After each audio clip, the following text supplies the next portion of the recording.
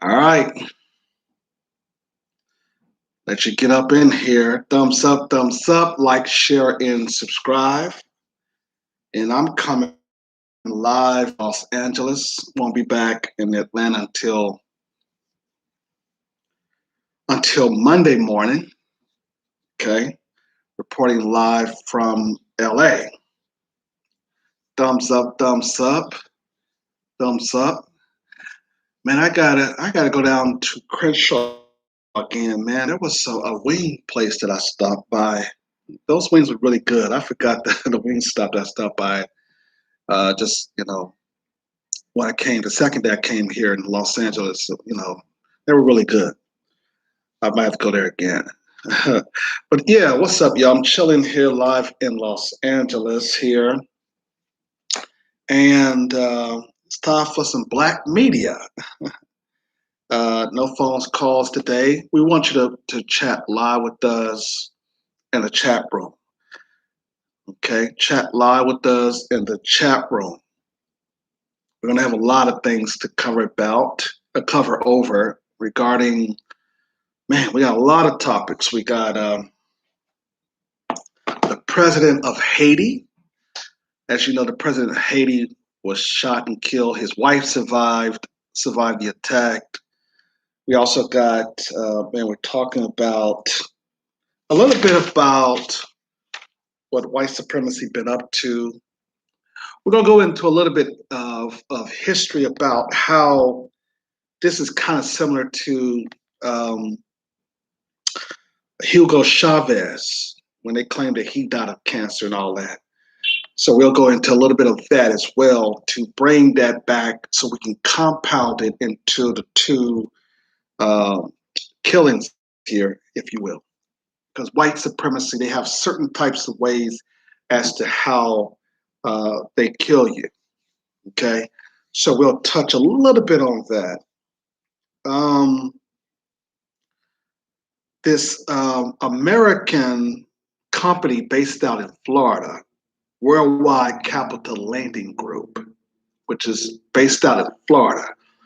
Um, they're saying, well, they claiming that it's conspiracy theories, but we know that they were behind. They had some black dude that worked with them or was with them, and they're based out of Florida. Okay, Worldwide Capital Lending Group, which is based out of Florida. They're saying that these folks also was behind the assassination of the former president. But the question is, what did he do to get assassinated? Why did they assassinate former President Jovenel Moise? I hope I'm saying his name right. But his wife survived the attack. Okay. Um, so we're going to be talking a little bit into that today. Thumbs up, like, share, and subscribe. No phone calls. Talk live to me or chat live to me rather in the chat room. Um, Subscribers to the channel, please note that Facebook has got my channel under an extreme um, ban. I'm not able to get a lot of the um, how you say it. All of the things that other channels have been able to get, I've not been able to basically get. They had hit me with a community violation uh, warning, and they had hit me with a community violation warning because remember last week or so I talked about the doctor who basically came out and challenged the vaccine. So they're basically they've been having me under a shadow ban so long. In fact, ScrewTube has been really after the black media. They have been really after us because, man, we have been talking and speaking truth to power. And so, speaking truth to power, they hate that. The white supremacists, they don't like when you speak truth to power. So, but we have to keep doing it. Thumbs up, like, share, and subscribe. Don't forget to share this video. Also, before we get into talking about all of this, we want to announce that the late great rapper Biz Markie, hip hop artist, has passed. And Biz Markie was like, did a single called Just a Friend.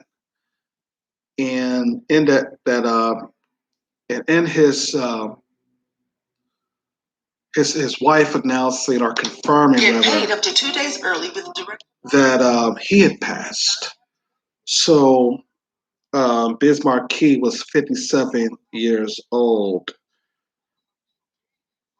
Man, did y'all see that they're trying to promote the vaccine? Now, every time that we talk about the vaccine, remember they shallow ban us.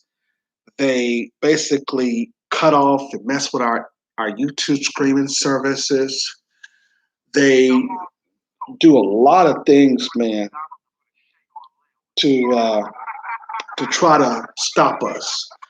But we're going to get into the vaccine video that Juvenile basically did for the government. Basically, he remixed his classic song "Back That Thing Up" with the getting the vaccine. So we're going to talk a little bit about that if we have time. So, ladies and gentlemen, the Lawyer Henderson podcast is on. We're glad that you basically come join us today. And this is the man. We're celebrating the life club here. I just got on stage dripping, pouring with sweat. I was walking through the crowd, and guess who I met? I whispered in the air, come to the picture booth so I can ask you some questions to see if you're 100 proof. I asked her her name, she said blah, blah, blah. She had 9, 10 pants and a very big bra. I took a couple of flicks and she was enthused. I said, how do you like the show? She said I was very amused. I started throwing bass, she started throwing back mid-range. But when I sprung the question, she acted kind of strange. Then when I asked, do you have a man? She tried to pretend. She said, no, I don't. I only have a friend. She only have. You remember about back in the days when he wrote that song on his second album. Biz Markie was just 57 years old. He had passed. Did a lot of things here, and that was one of his videos that he had basically that people remember by him, just a friend. So it says here, according to Rolling Stones, that Biz Markie, the clown prince of hip hop, dead at 57. Just a friend rapper struggled with health issues related to decades long battle with type 2 diabetes. Now, here's the thing about this. This is the reason why I don't like going to the hospital, folks. Because, and this is the reason why you have to very much pick your mates very carefully. Okay, remember I showed y'all last Tuesday about how the Mexicans and Hispanics they were taking over and stuff, and they still wanted more illegal immigrants to come into the country. Remember I showed you of the black couple. See, it's apparent that man is not teaching his wife or did not teach his wife or mold her right. In the sense of talking about everybody should get along. Black people got that bad. That's the reason why we're at the bottom of everything, because we always want to social integrate. But that's the same thing with our institutions as far as going to the hospital.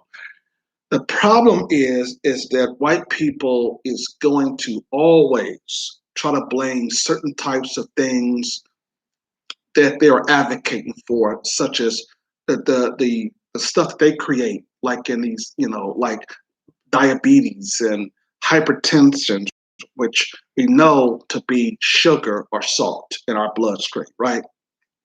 So they're going to always talk about this. But let's go ahead and just read the article. Rolling Stones will give them credit. Biz Markie, the pioneer rapper, producer, and beatboxer, whose jovial goofiness, bounceless, kilter creativity, and innovative music made him a singular presence in both hip hop and pop culture at large. Died Friday at the age of 57. It is with profound sadness that we announce this evening with his wife Tara by his side, hip hop pioneer Biz Markie peacefully passed away. His representative Jenny Izumi said in a statement. I hope I said that name right. We are grateful for the many calls and prayers of support that we have received during this difficult time. Biz created a legacy of artistry that will forever be celebrated by his industry peers and his beloved fans who lives the lives he was able to touch through music. Spanning over 35 years, Izumi's added, he leaves behind a wife, many family members, and close friends who will miss his vibrant personality, constant jokes, and frequent banter. We respectfully request privacy for his family as they mourn their loved one. Excuse me. While a cause of death was not revealed, see, there you go. Cause of death not revealed. The rapper has struggled in recent years with health issues related to his decade long battle with type 2 diabetes. In April 2020, he was hospitalized due to two complications related to the disease, and later that year suffered a stroke. Although the rapper was rehabilitating, his condition continued to decline, leading a premature reports of Marquis' death in the late June. Biz is still under medical care, surrounded by professionals who are working hard to provide best health care possible, as Sumi wrote in a statement on Rolling Stone at that time. Over the course of five albums, most notably 1988, Going Off, and 1989's The Biz Never Sleeps, the producer MC, whose real name was Marcel Hall, developed his own style unlike any other rapper at that time. A mixed half sung and intentionally off key chorus, rivaling beatboxing and silly humor that would earn him the nickname the Clown Prince of Hip Hop and pave the way for gloriously bizarre rappers like Old Dirty Bastard. Although deemed one of hip hop's biggest one hit wonders, VH1 placed his 1989 classic Just a Friend at number 81 on its 2000 list of greatest one hit wonders of all time. The rapper's impact extended far beyond hip hop's greatest friend song, Name It. Now, see, that's when you have the white media, reporting on your icons. They have to always talk about what they struggle with and all of this crap. You see, let me tell you something here. While y'all keep on advocating to go to these hospitals, a black person, we are our own doctors. Okay. That's the reason why it's very important for me to basically be real careful on the mate I choose. Because if she start talking about all that diabetes stuff and talking about your body this and your body that, you don't can't hear it. You know what I'm saying? And it's not that they don't mean well, but it's just that they're easy to manipulate in a way into which if they're not basically understanding how white supremacy work, then they're going to fall in the trap, and then you will fall in the trap as well with them because you're trying to support what she is advocating, which is a lot of things that the white supremacists advocate. And you got to be very careful when you're selecting women on that way in that route. Not all, but a lot of not all. You understand?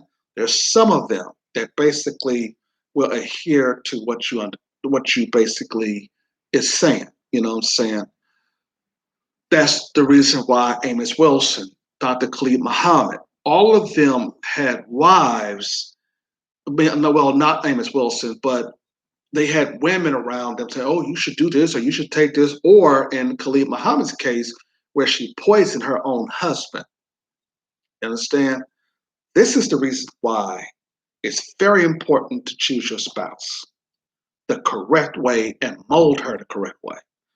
Because if she start going off and getting other people's mentality, she's getting information from the pastors, she's getting information from the people on the streets, and she's not listening to you as a man that's supposed to be running the household.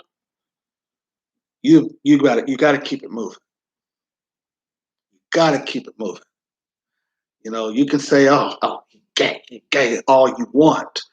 But when it comes to the idea of selecting your mate, you got to be very important.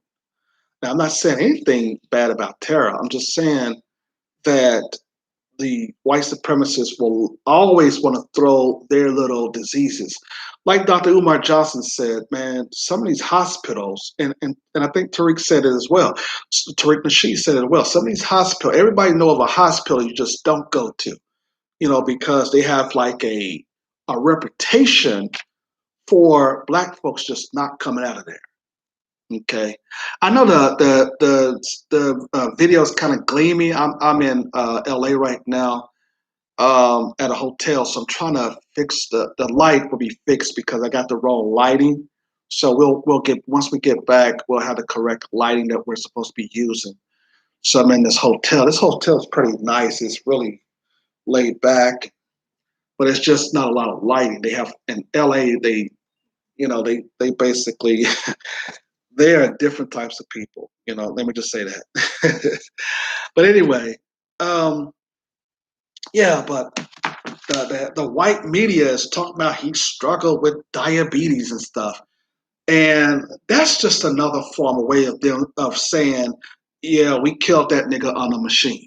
And he died of diabetes because, well, he basically had the problem in the past.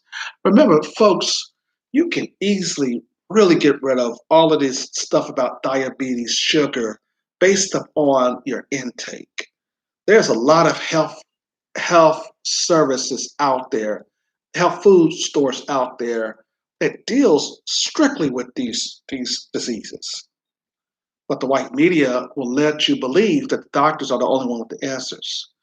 And we know that every time that we talk about that, we get our our YouTube pages taken off. In fact, I told YouTube in an email that I am going to sue them for violating my First Amendment rights, And I hope it's the First Amendment. Yeah, the First Amendment, because I think the Second Amendment is the right to bear arms. Yeah, my First Amendment rights, where I have a right to speak facts and truth.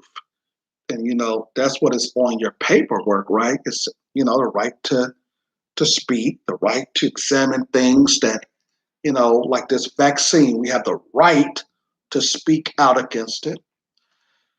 And that brings me to the fact of Juvenile. Juvenile. You see, Juvenile backed that thing up was a classic, man. It was a classic.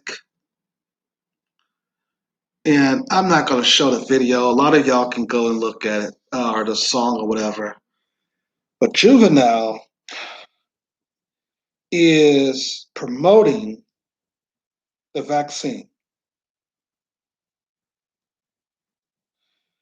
The, the video is called Vax That Ass Up or Vax That Thing Up. Let me say that.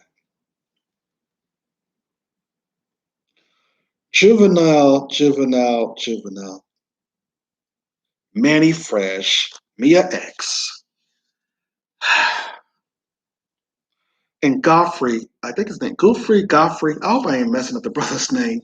He went off on Juvenile, Manny Fresh, and Mia X because y'all using your own classic music, just like Tyler Perry doing, using the influence of the black community to sell us vaccines. And the problem is that white people are not even talking to Mexicans and Hispanics about taking the vaccine, and they pop out way more children than black men do. And the ideal is that this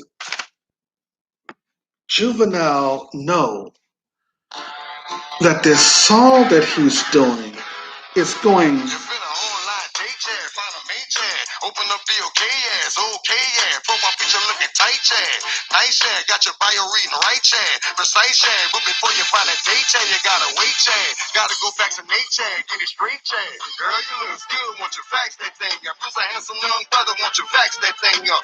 Dating real life, you need to fax that thing up. Feeling freaky all night, you need to fax that thing up. Girl, you look good, want you fax that thing up. You's a handsome young brother, want you fax that thing up. Dating real life, you need to fax that thing up. Feeling freaky all night, you need to fax that thing up. I know you can't stand it, no holding hands, chick. But when we get the shot, we gon' be romancing. Girl, you could be the queen after quarantine. We could meet up at the spot and we could do the thing. Internet date chat, I'm your mate chat. Download the app, shawty, you ain't gotta wait chat. I love it when you hold me, ain't playing emoji. You could be the young hot thing, I'll be the OG. Girl, you look good, want you fax that thing up. You's a handsome young brother, want you fax that thing up. Dating real life, you need to fax that thing up. Feeling freaky all night, you need to fax that thing up. Girl, you look good, want you fax that thing up. You's a decent looking brother, want you fax that thing up. Hanging for a speed, you need to fax that thing up. Herd immunity, want you fax that thing up. If you wanna get sticky and hot, go, go, go, go get the shot. If you wanna smash some two name sky, go, go, go, go get the shot. Go get the shot, go, go get the shot. BLK says go get the shot. You wanna smash with Scott, smash, smash with Scott. BLK says go get the shot.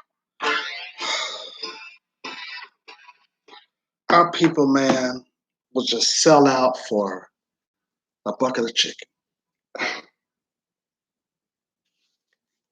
Man, now they're saying, and I know they're not going to let this video stay on YouTube, but now they're saying in order for us to have sex with our women, we're going to have to go get a COVID-19 shot. Doesn't it sound familiar? They said the same thing about the HIV/AIDS virus. And the HIV/AIDS virus testing were given false positive.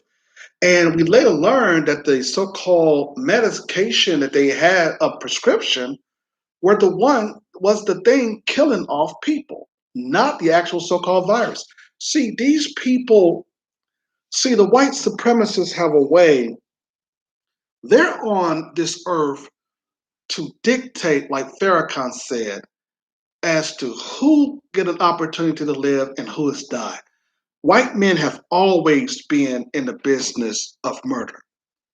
They have always been in the business of killing. That has been their whole origin.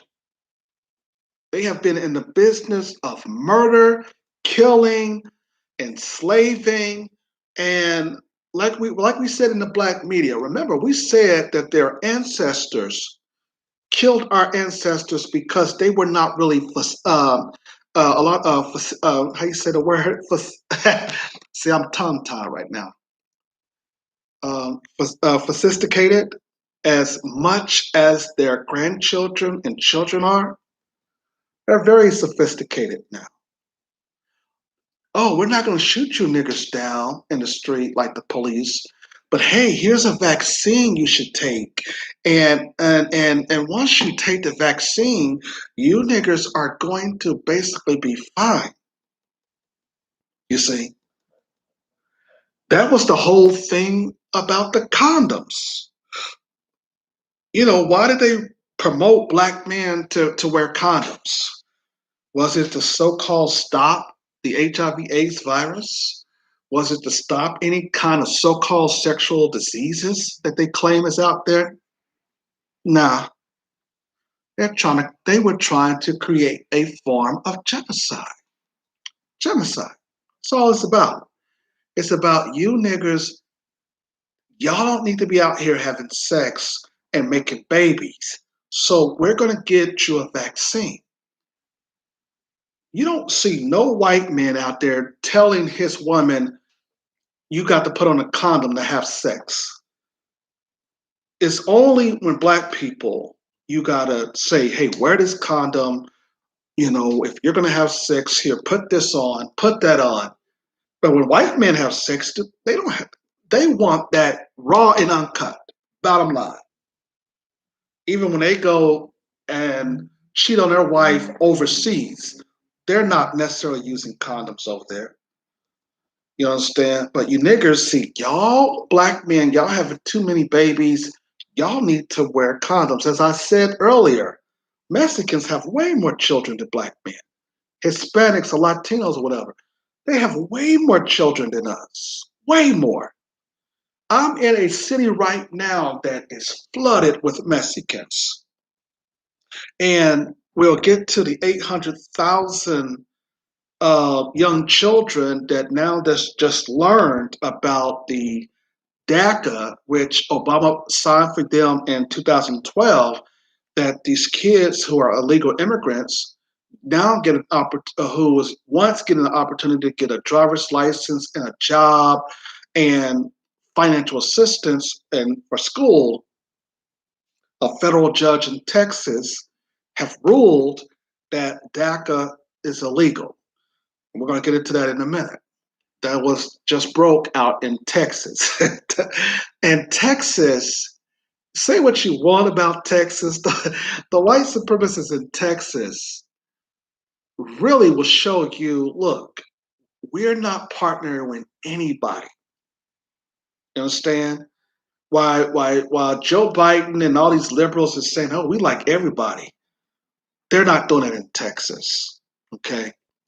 But for Juvenile, back to Juvenile, Mia X, and Manny Fresh, to take back that thing up, which is a classic, to utilize that to now say, backs that thing up, he's messing up something that's supposed to be historic. All because he needs money. I understand that. He may need money. He got cut from his record label or whatever, or his record label's not doing anything. And he just need money. Or he needs to get back out there. That's fine. But to sell this vaccine to people who don't want to take it, that is a problem. That's a constitutional problem. You cannot force people to take something in their body. That is a constitutional issue. That's the reason why there's a lot of lawsuits going on. Okay? You can't, the science community is trying to force us to take something that we are saying no to. We don't know. This has not been into clinical trials that long, and it has already killed certain people. No, we don't want to take that. And to lie like ScrewTube has and say that we're going to put out a community guideline and say that this is disinformation. No, your own scientists are coming out and telling us that this vaccine is not something we should take. And that's the reason why we are skeptical. We have evidence. And that's what we're prepared to show in court if they keep on blocking out the videos of the black media. You see, we're not playing games with the white supremacists. If you two want to play the games of violating our constitutional rights to free speech, then we'll just take it up to federal court. I'm going to warn you on that. We have a right to say, let us analyze this vaccine. Okay? And those who wants to take it, they take it. But those who have questions and do not want to take it, they don't have to take that. And you can't force them to take it. See, the white supremacists have been running things so much that they're so desperate now because the younger generation, see, we're not falling for the old civil rights generation. So now they're paying rappers, they're paying the preachers. Rappers and preachers and black celebrities have never been black folks' friends. Never. So when we talk there about a lot of the groundwork as far as trying to get people to take these vaccines, it has always been other black folks that is trying to take us, to share, this, oh, you should take the vaccine and blah blah blah blah.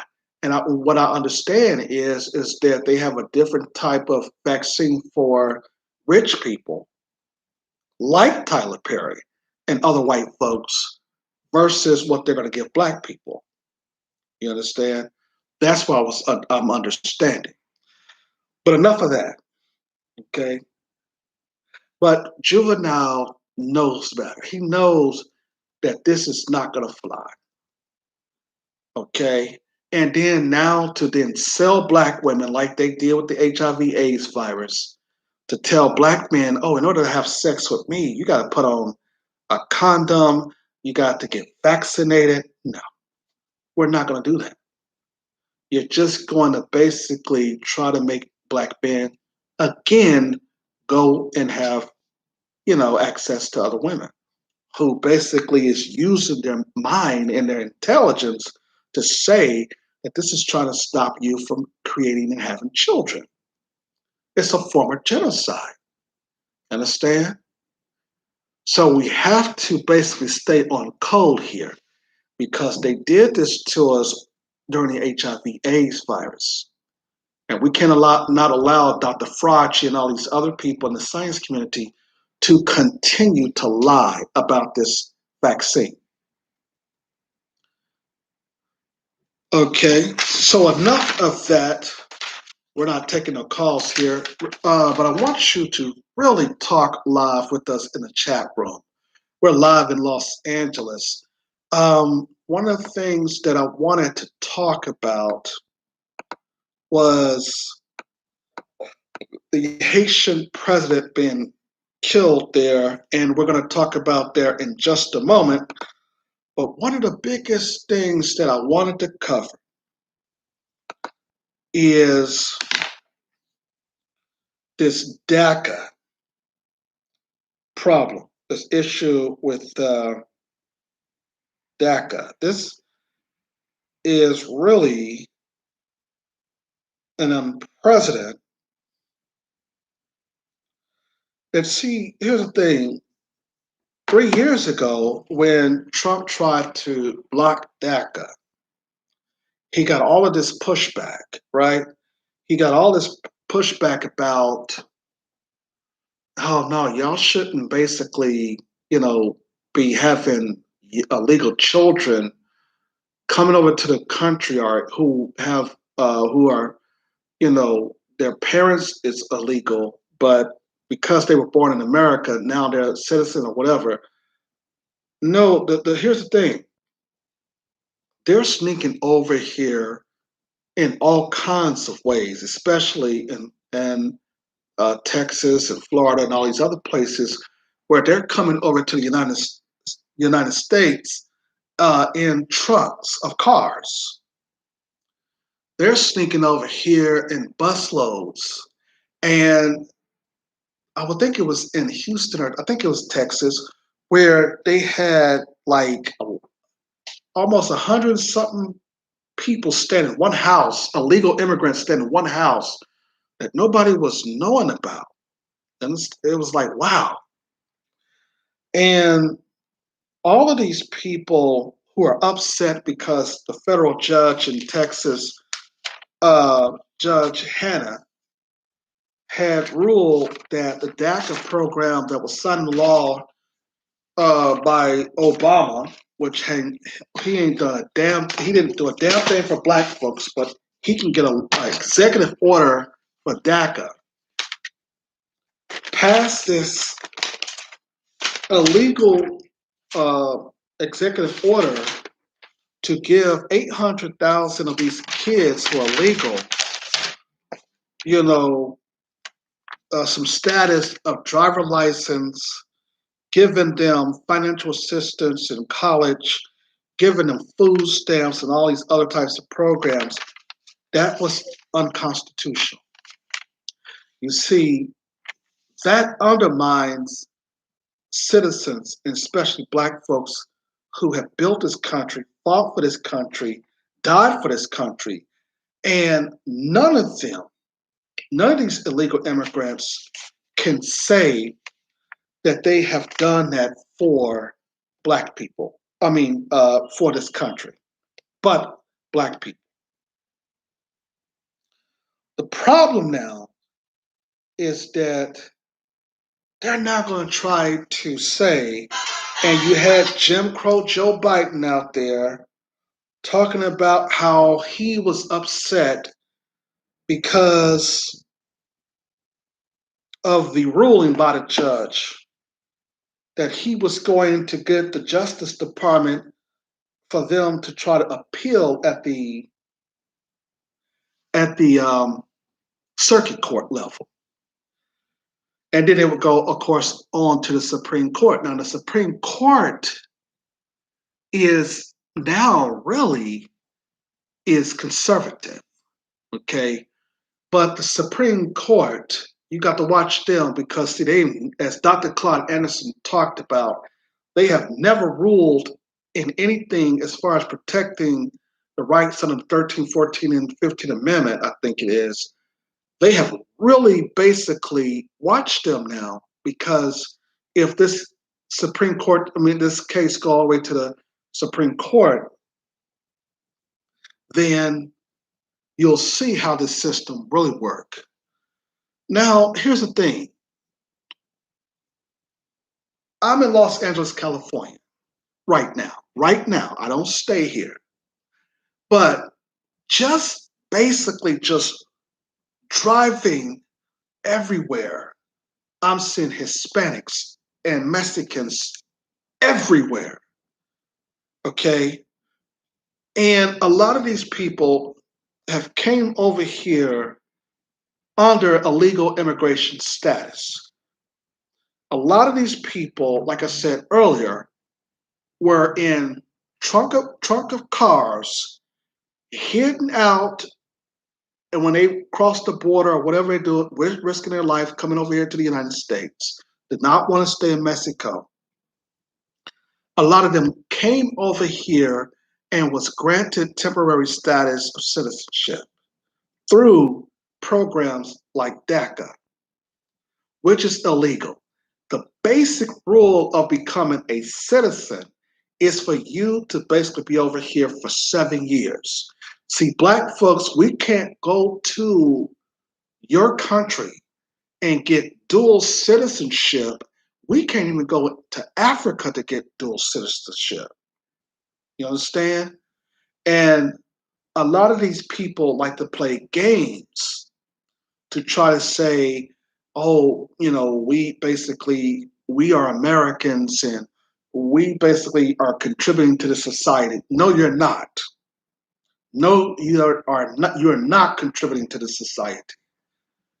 But here's what we're going to do. We're going to play, now that this ruling have came out, that basically, to sum it up, this judge ruled in federal court that Obama had no business signing an executive order saying these 800 people, children, could get the Dreamers Act could get any kind of, you know, citizenship or participation.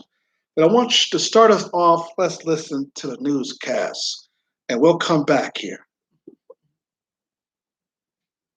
Oh, hold on. Wait.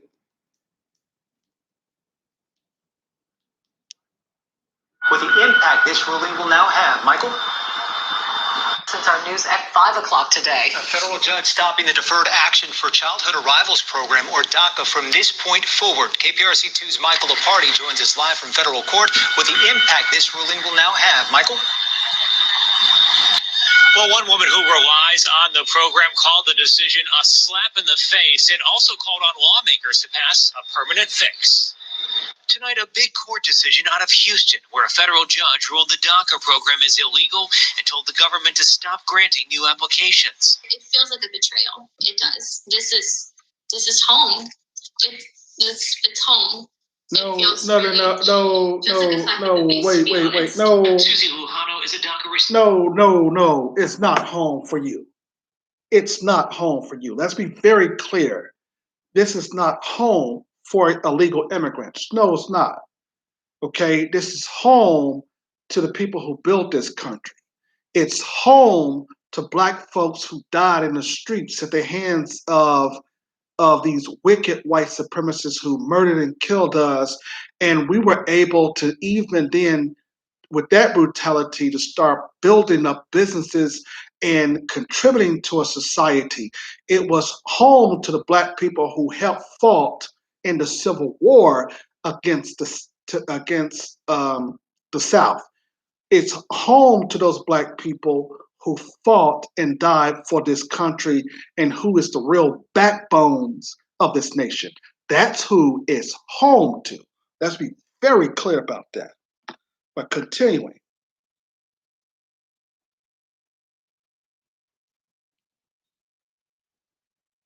Recipient who lives in Houston. A lot of us are relying on this for our livelihoods. We've made our life here. This is our home. I've been here since I was a year old. DACA, or Deferred Action for Childhood Arrivals, protects undocumented immigrants who were brought to the country as children and allows them to apply to work here. For now, the judge's decision does not impact current DACA recipients or renewals, but does impact new applicants. It makes me mad because, like, that. How are you going to tell me? And how are you going to tell other people that they don't deserve the same chances as you because they weren't born here? Cesar Espinosa is executive director of the. No. See, that's there again. How are you going to tell somebody that you don't deserve the same equality? No. You're in a country. You're in a foreign country that you did not build. Okay, you're in a foreign country that you did not build. See, we as black folks have built the biggest economic system because of slavery. We built the biggest world economic system this nation has ever known. And for people to basically come and feed off the backs. Now, here's the thing. I want you to also listen to what else he said here that is also a lie. Immigrant-led civil rights group, FIEL.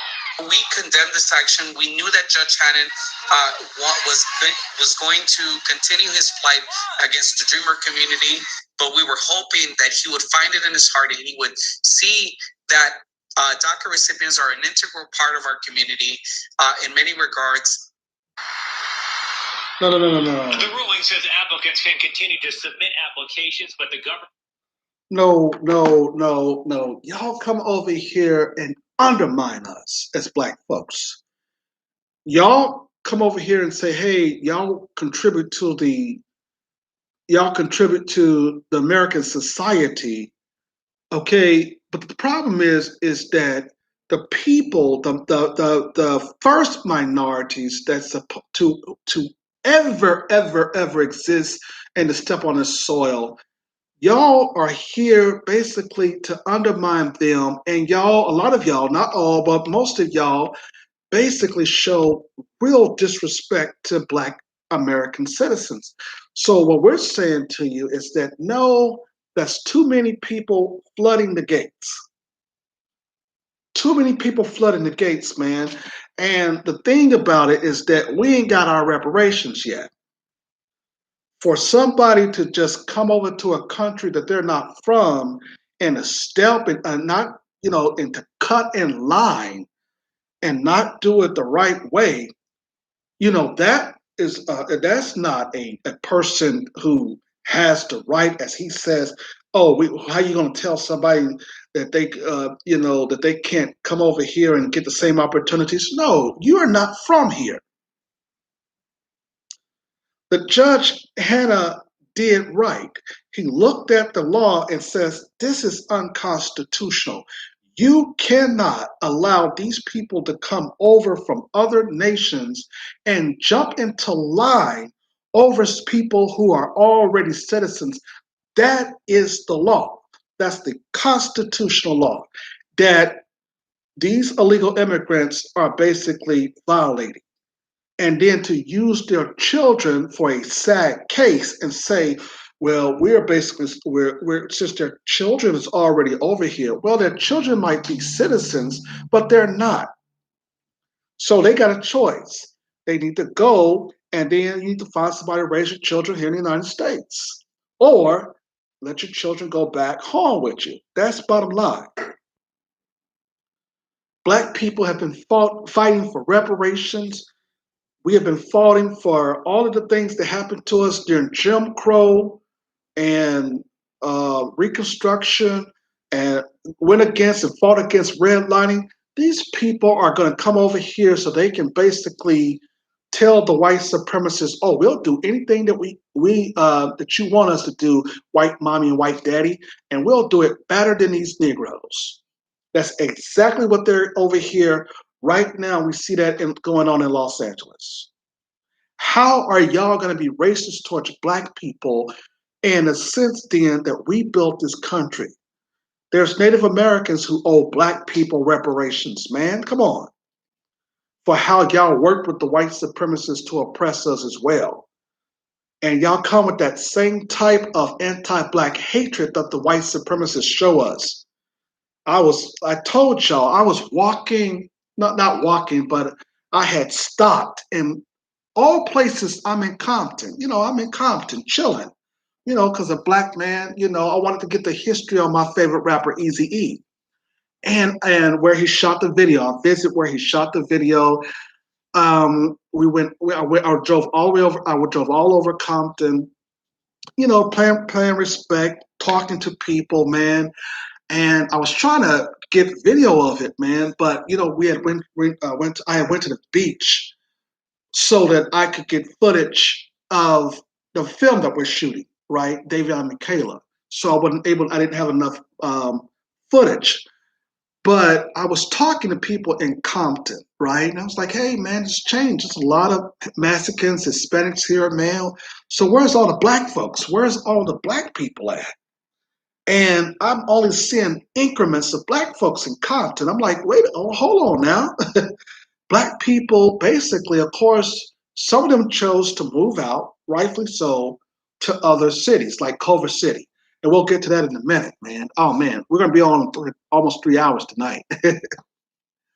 So I'm in Compton, right? And I see nothing but Latinos and stuff.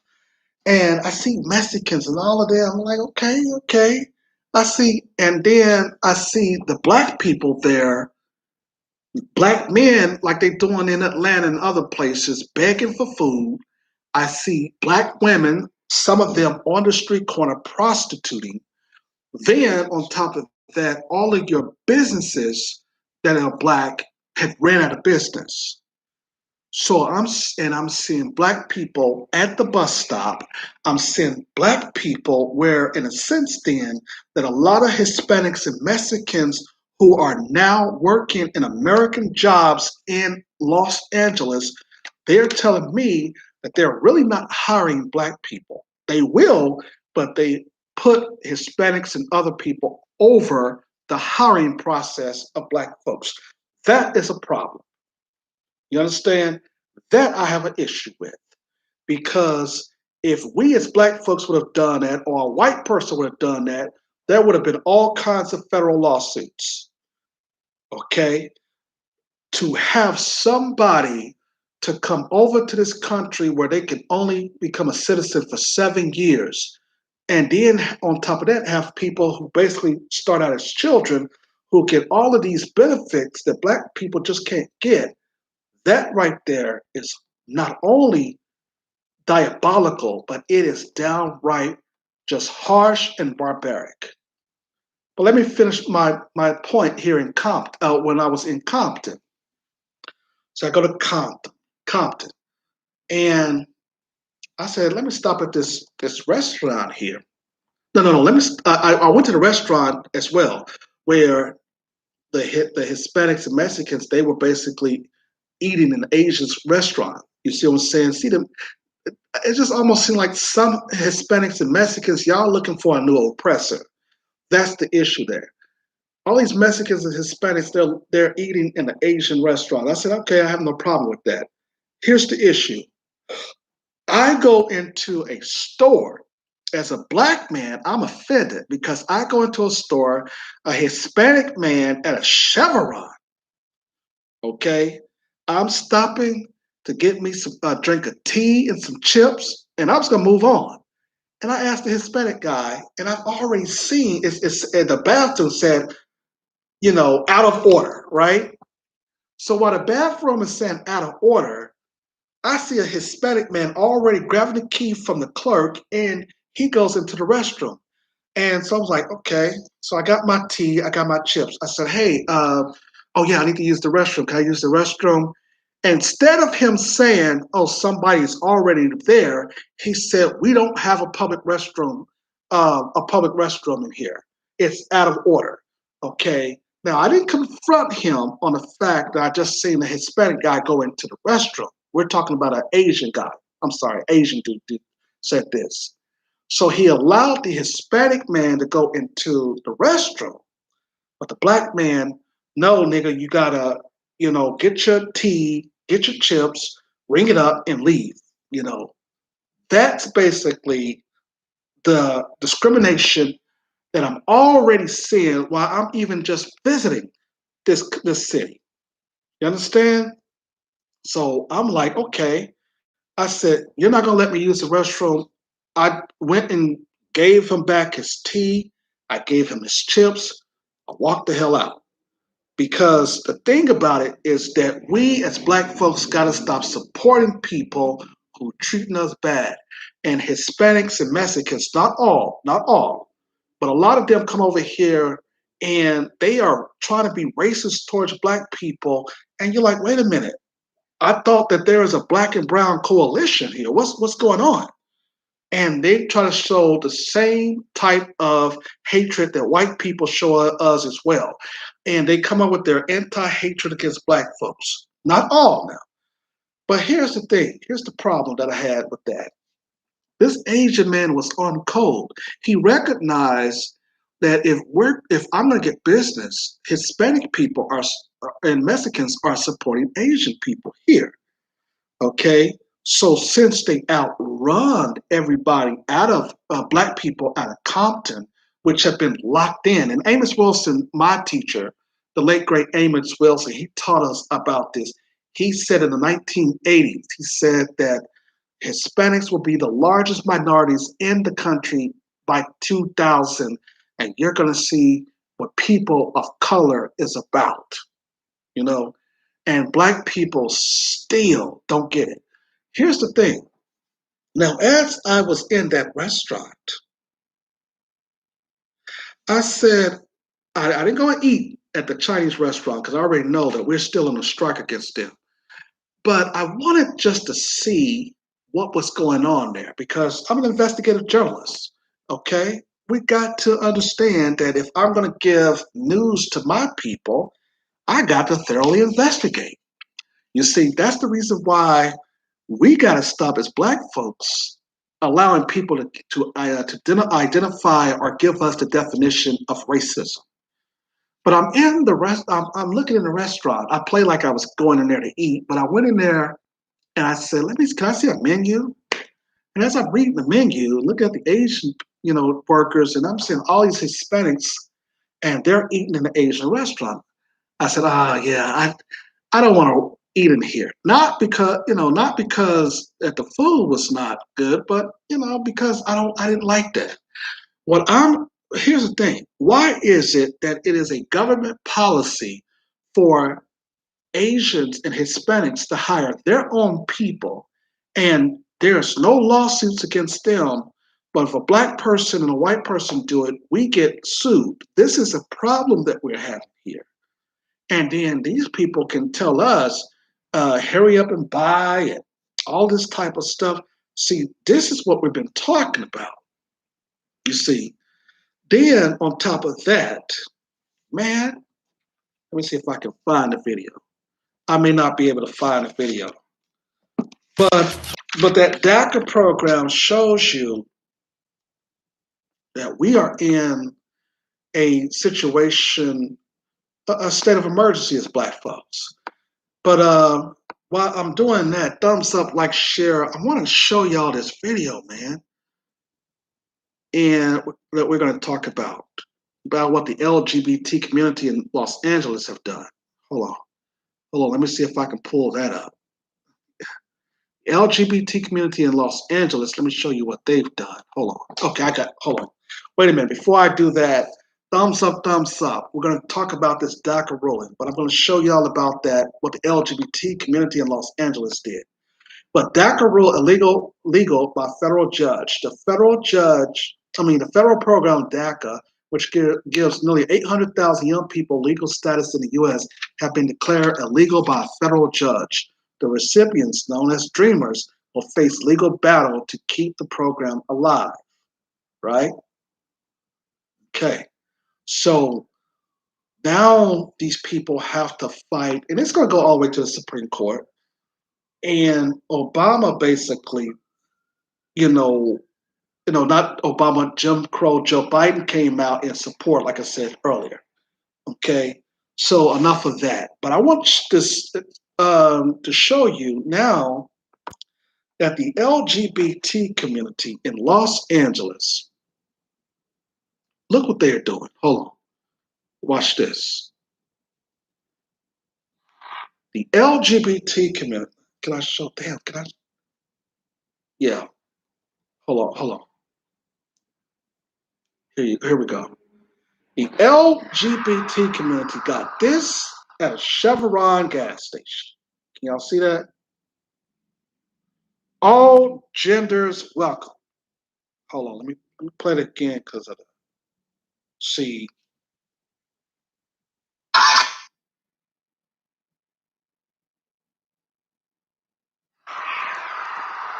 You see that?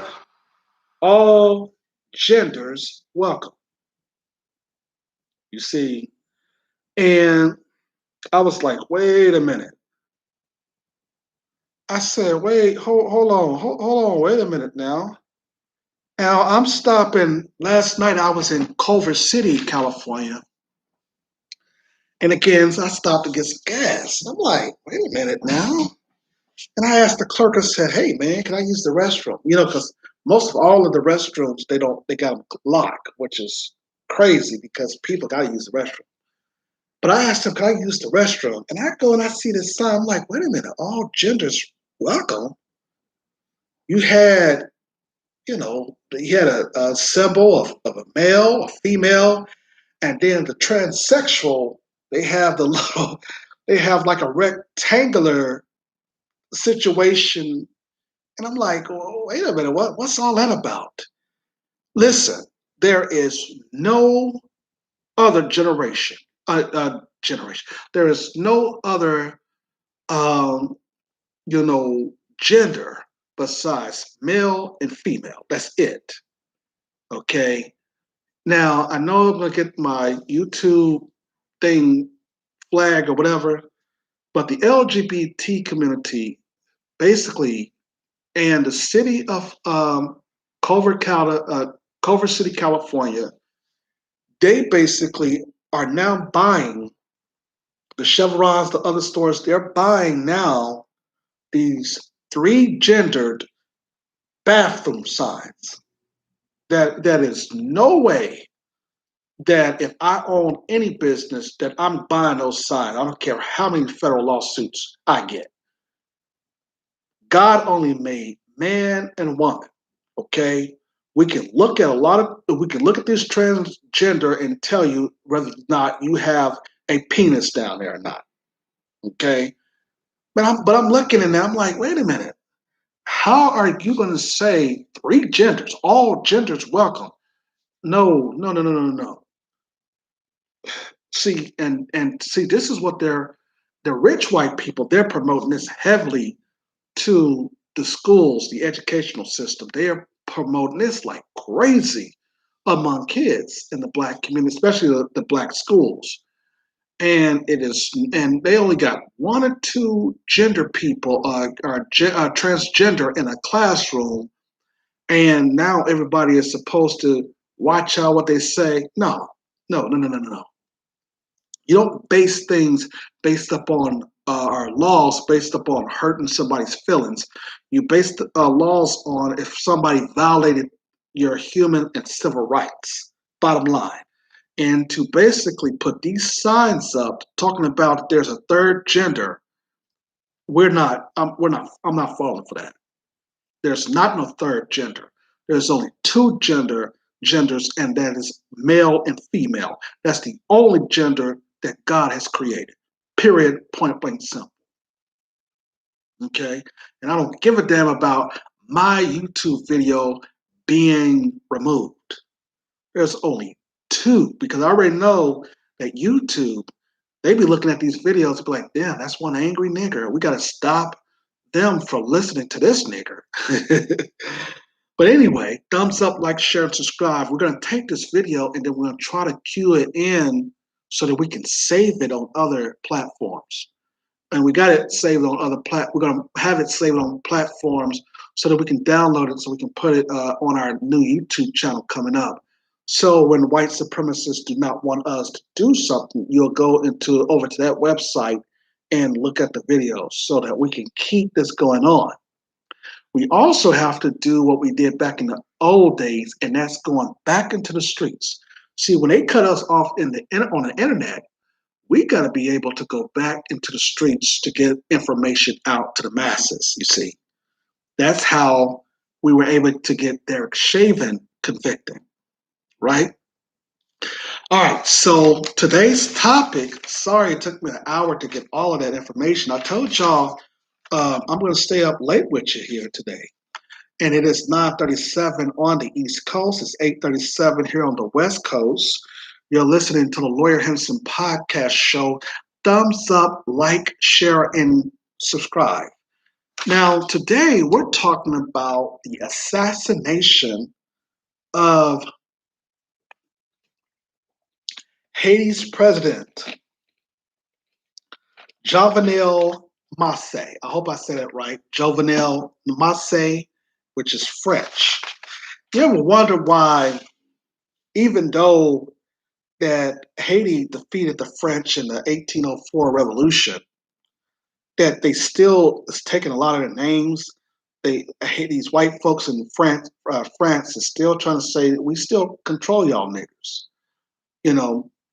But the assassination against this president is a little bit suspect. It almost went back to, it harkens back to the so-called cancer that they said that Hugo Chavez of Venezuela had. But we're going to read this just to get us into the subject matter of today. Because, you know, the white supremacists, they always want to think that they're controlling the narrative. And we don't allow them to control the narrative because now their narrative have become I'm white and I say so, which is a white supremacist narrative, right? So it says former high-ranking Haitian official may have ordered hit on the president. See, this is propaganda coming from the New York Post. We knew that the New York Post was going to come with all kinds of foolishness because they always do. Every time a black person dies, like let's say, for instance, when DMX died at the age of 50, they start going into his finances. Then it was the New York Post that went out and tried to say that Kobe Bryant raped that white lady when they know that she basically was lying. She had all kinds of semen in her vagina. But anyway, I don't want to get off the topic. We're talking about the murder of Haitian's president, Jovenel Moise. I hope I said that right. It is French. A former high-ranking officer in the Haitian government is suspected of ordering the hit on the country's president, as 5 senior members of the National Police were also hauled in for questioning, reports said Friday. Joseph Felix Badio, a former Haitian Justice Ministry official who is currently a fugitive, may have ordered the assassination. Watch this. Watch how the white media spins stuff. ordered the assassination 3 days before the attack left Moise dead on July the 7th. Reuters reported, citing Colombia's police chief general George Vargas, who has assisted with the probe. Now, here's the thing. When they're talking about the assistance with the probe, which probe stands for investigation, right? Watch the white media because they love to trick words here. Vargas told the outlet that the investigation so far has indicated Badillo could have given the assassination order to the Colombian soldiers Dubonnet Capator and German Riviera, who were initially conducted to provide security services. These Mexican Hispanic names are kind of crazy here. Bear with me. Several days before, apparently 3, Joseph Felix Badillo, who was a former official of Haiti Ministry of Justice, who worked in an anti-corruption unit with General Intelligence Services, told Capador and Riviera that they had to assassinate the president of Haiti. Vargas told the outlet. Now, the president of Haiti started out as a puppet. Started out as a puppet. The president of Haiti was really liked by the United States. I think he was in a picture with Trump. So they had no real problem. I mean, he was more conservative, but the United States, basically, you got to watch their involvement. Hold on now. We're going to get to that in a minute. But we showed that Jovenel Moise was friends with President Trump. Okay? So this has a Democratic situation all written all over it. But let's go ahead and continue. We are assisting in all the support tasks for the interviews that are being carried out with the captured Colombians, he added. Aside from potentially ordering the hit, Badillo allegedly rented a home near Moise's estate in the hilltops behind Port-au-Prince to help suspects in killing get an understanding of the area's layout. Haiti's National Police Chief Leon Charles previously said. Following the assassination, the agency Badillo once told Toyed for issue a statement saying he was fired in May following serious breaches of specific ethical rules, adding that it filed a complaint against him. Now, here's the thing. Chief Charles, Leon Charles, a lot of these police officials are, like, as we know, is ruled and ran by government officials. Like, they basically is going to do anything that the government says, but the government is going to follow anybody who is basically going to give them money. So if there's money involved, you better believe that once you follow the money, you're going to find out what this is all about, right? But it goes on to say, though, that following the assassination, the agency Badillo, it says that meanwhile, Charles announced Friday that 5 senior officers of Haiti's National Police have been detained in connection with the assassination, including Dimitri Hurl, the former head of the president's security detail, the Wall Street Journal reported. Hurd has been interrogated along with more than 20 members of detail, but has not been charged. Now, I can tell you these Harard, okay, these people will sell you out at any point. Some of these Caribbeans, everybody got their own bootleg class. You know, black people, of course, we got our own bootleg class. I had a professor whose last name is Harad. She was Caribbean. And that heifer couldn't stand me. So I know that a lot of these quote unquote Caribbeans, man, they're puppeteers just like some black folks here in this country. They are puppeteers, boy. They will do anything that white daddy, white mama want them to. But the 4 other senior officers have also been charged or named as suspects.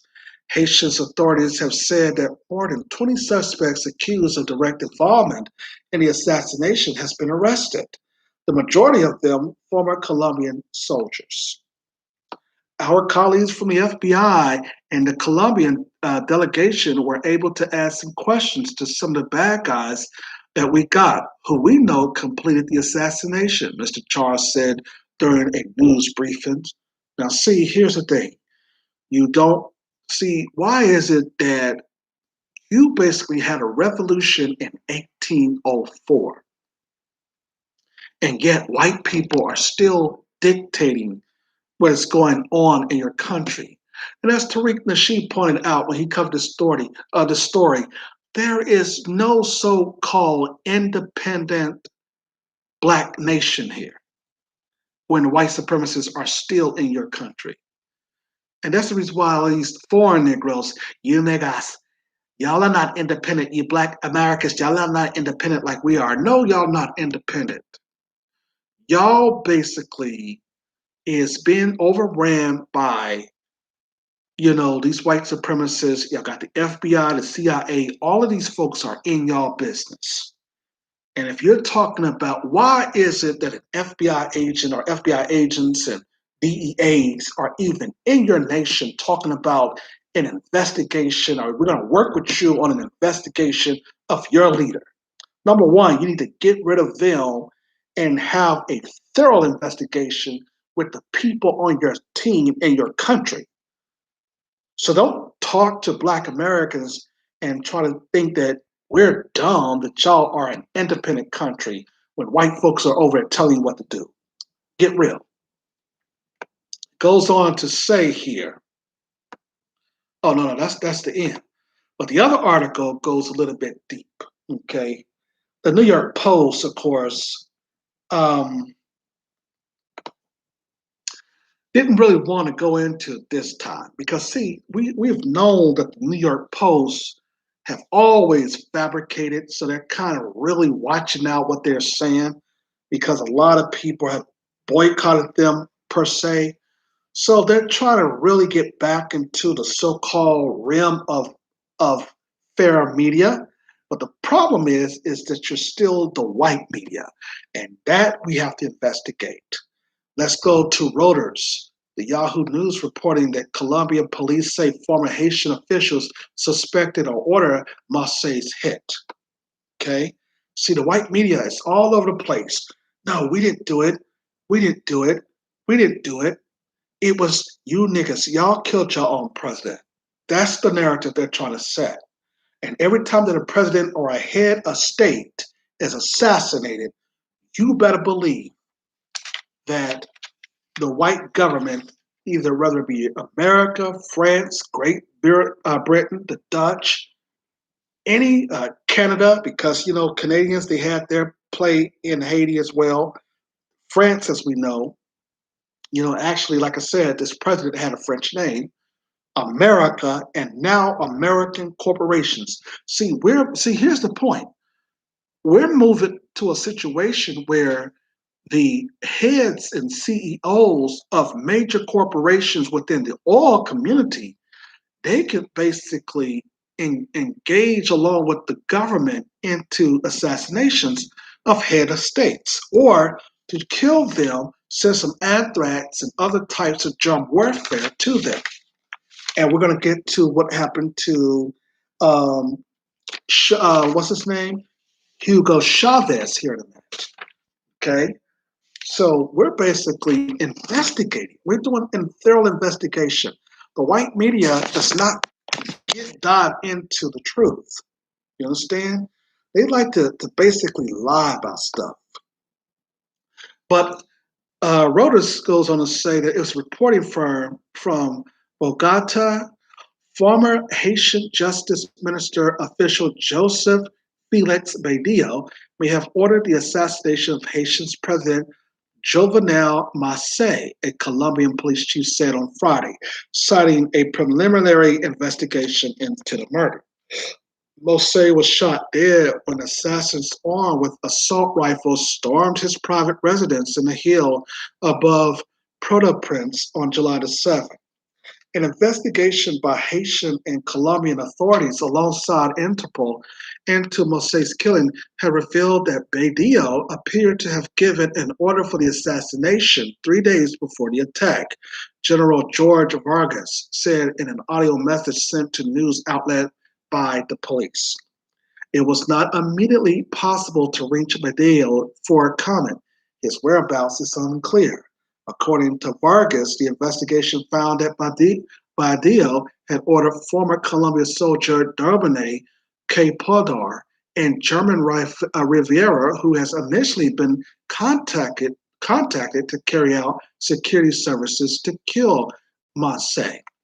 Several days before, apparently 3, Joseph Felix Badillo, who was a former official of Haiti Minister of Justice who worked in an anti-corruption unit with General Intelligence Services, told Podar and Riviera that they had to assassinate the president of Haiti, Vargas said.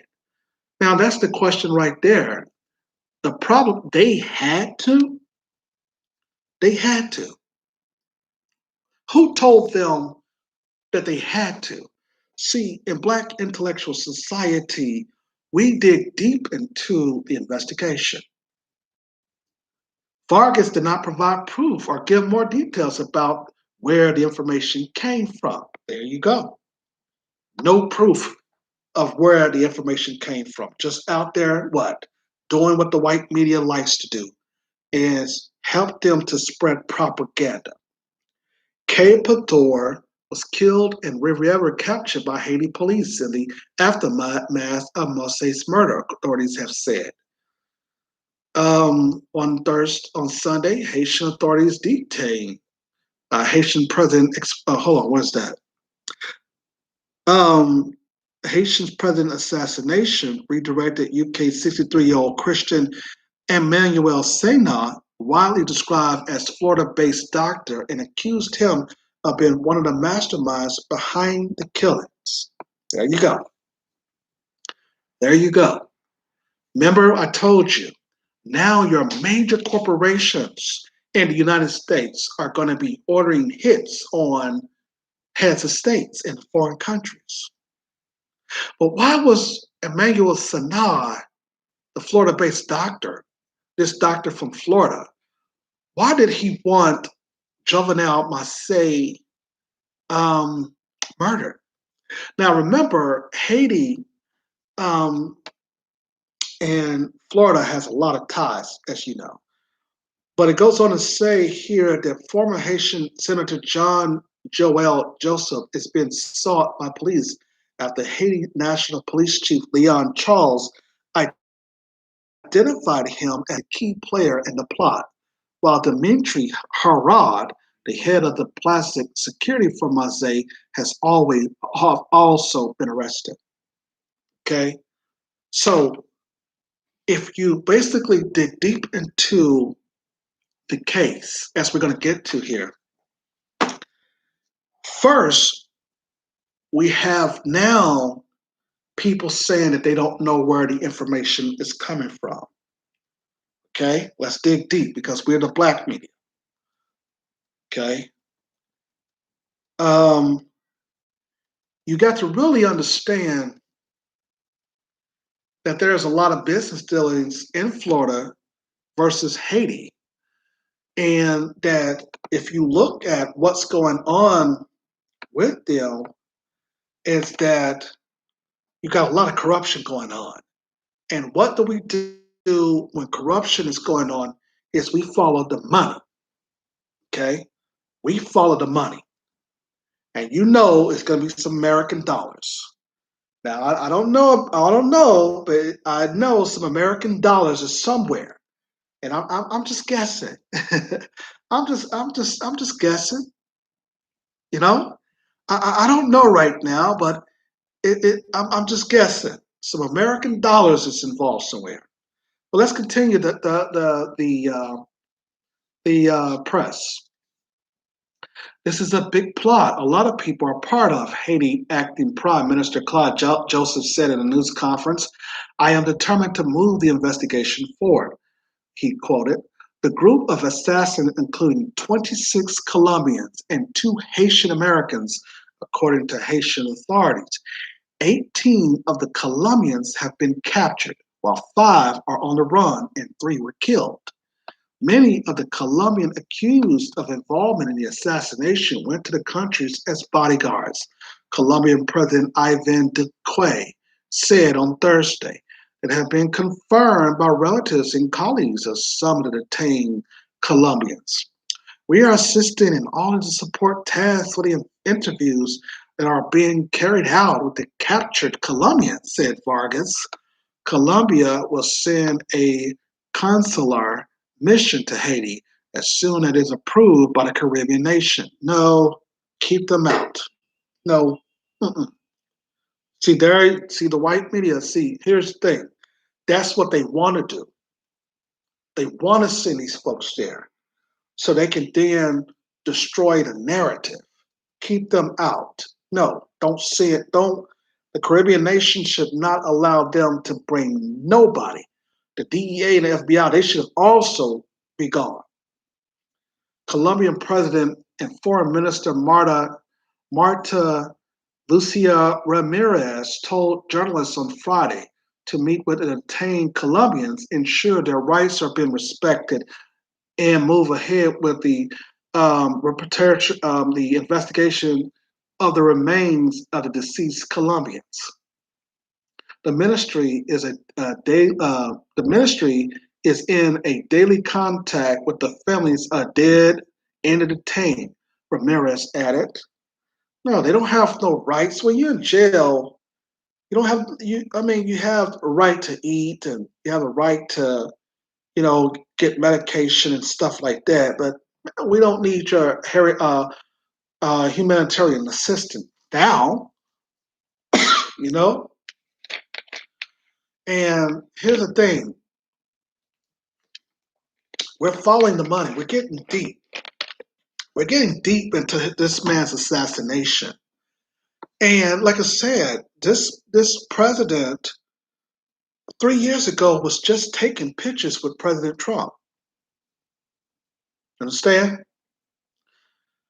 She repeated Colombian government assertions that very few of the men who were ex-military knew about the assassination plan, but said those responsible should pay the price.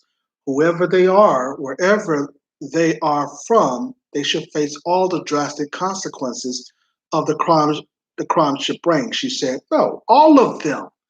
If they went to the mission, they should pay the price. Ain't gonna be no just few. No, because if there was a group of black folks, everybody would be charged. Understand? So no, everybody gets charged.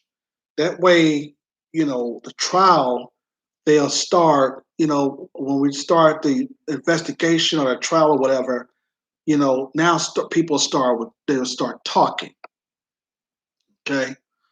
But it was fortunate that he had passed. But meanwhile, his wife, the first lady of Haiti, survived the attack. And she survived the attack. So she played dead. I want to basically read that. Haiti, wife of assassinated President Jovenel Moise, returned after surviving attack. So this woman played dead so that they wouldn't kill her, to make sure that she basically wouldn't talk, but she played dead. So with her interview, And of course, the Haitian people now, they understand, the soldiers and the police, they understand, oh, we got to guard this woman. We got to guard her because if there is Colombians, see, here's the thing. America puts their puppeteers like folks in these other nations, and they go and do the dirty work for people they want out of office. But the people of those countries, even though they're afraid of France, well, kind of afraid of white American and all these folks, they're not afraid of the Colombians or these people from these other parts of the nation who is struggling just like they are. They will bring you to justice if you're from a no-non country. They will do that. But with the white folks, they try to give them more, you know, they'll basically, hey, how you doing, Mr. White Man? You guys, there's only, I think, one island that does not allow white people to come over there at all. No white people are not allowed. It's only one island that basically will make sure that doesn't happen. But in these Caribbean parts of the town, they're going to make sure that white daddy and white mommy is taken care of. But it goes on to say, though, that the widow of Haitian assassinated president has returned to the Caribbean nation after being treated in Florida for wounds suffered in the attack. Now, keep in mind, Florida and Caribbean, this island is very close to each other. Martin Moise was seen wearing an arm sling and a bulletproof vest after arriving by plane at Port-au-Prince Airport on Saturday. Her husband, Jovenel Moise, was killed by assassins at their home on July the 7th. Okay, Miss Moise was injured in an attack and was flown to a hospital in Miami, Florida for treatment. And Haitian officials said Ms. Moise had returned to the country to prepare for her husband's funeral next week. Flanked by security agents, she was pictured being greeted by interim Prime Minister Claude Joseph and other officials on the tarmac. Ms. Moise had made few comments since the attack, for which police have blamed a group of foreign mercenaries, most of them Colombians. From her hospital bed, she recorded an audio message in which she described the moment assassins riddled her husband with bullets after bursting in their home in the middle of the night. Ms. Moise said the attack happened so quickly that her husband was unable to say a single word. Earlier this week, she tweeted, "The pain will never pass." Mr. Moise, 53, had been president of Haiti, the poorest nation in the Americas. Wait a minute, Haiti is not in the Americas per se. Since 2017. His time in office was rocky as faced accusations of corruption, and there was widespread demonstration against him earlier this year. Correspondents say that the witness to the attack, Ms. Moise, could have helped investigators understand who carried out the assassination and why. Many of the details surrounding the attack remain a mystery. Yeah, the white media tells it it's a mystery. Haitian police says a group of mainly foreign mercenaries, 26 Colombians and 2 Haitian Americans, made up the group that carried out the killings. At least 20 have been detained, while 3 were killed by police and 5 are still on the run. Haitian police have also arrested a Florida-based Haitian doctor, Christian Emmanuel Senard, who they describe as the key suspect in the assassination. Okay? This is now, as we told you, where corporations and people are going to basically now are attacking heads of states here. And these are just regular business people coming from Florida. It wasn't like that Mr. Moise owed him money. Hell, he had a lot of money. He was worth a lot of money. But we saw, though, that the mercenary, not the mercenary, one of the black dudes that did the translation, we understand that he was found with American dollars. Okay? when they arrested him. So this is your U.S. connection. Okay, you got this Emmanuel Sanaa. Okay, he is from Florida. He's a Florida doctor, and he was found with cash on him. He was found with cash. He was found with all kinds of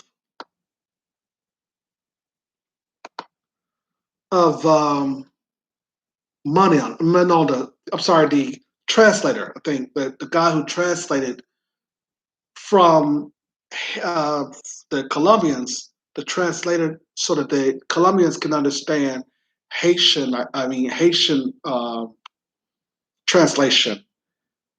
The black dude that was one of the translators.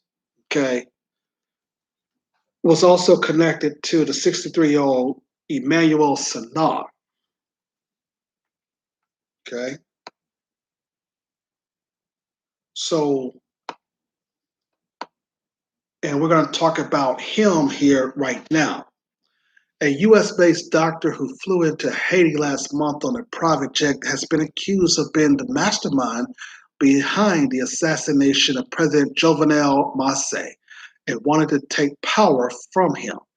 Christian Emmanuel Sanaa has 20 boxes of bullets, gun parts, and had embezzlements with a logo of the U.S. Drug Enforcement Administration, was the first person called by one of the alleged assassination after the nighttime raid of the president's home, according to police.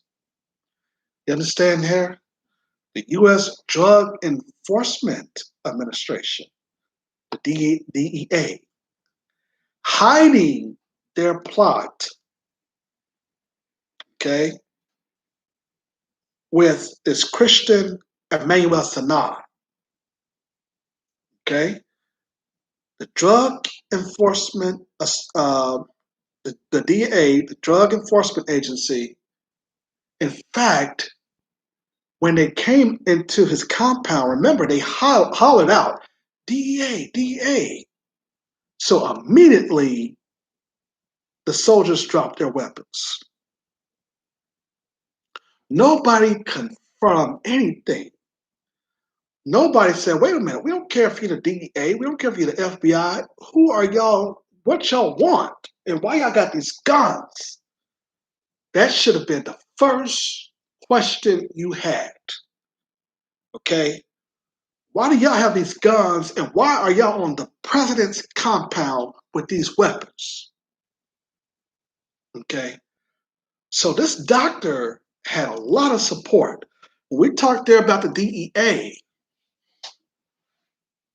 we're talking about Drug Enforcement Agency. So there you have it, folks. This president basically, it says that we are going to limit certain types of drugs into our country. And you know, the United States, which is the biggest drug dealers that floats everywhere. See, on the beaches, they're keeping us out of the water right now and claiming that it's due to COVID-19. But they are shipping pounds of drugs from Florida all the way over to the Colombian, and they're wanting to bring some in Haiti, right? And the current president, just like with Trump, is like, we got to start putting a war up on drugs. You know, we can't allow this in our nation, right? Can't allow all these drugs in our nation. But see, when we talked there about the heads of states, remember, they're puppeteers. These presidents, what they put in office are puppeteers. So when the DEA and the FBI and all these people from the UN, when they come in, these so-called soldiers get scared and they don't protect their president.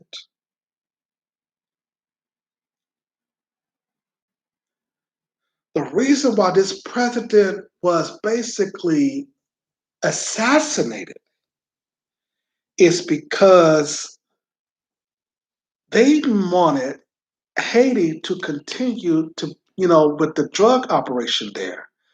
And so they just found some old flunky doctor that he went to while he was, or before he became president, or what have you, or he met with, friends with, visit, right? And they said, oh man, we need this guy out of office because he is doing a tremendous amount of pressure. He is applying the pressure of controlling the drug market. And white supremacists, they don't like it when you're basically controlling your own country's stuff.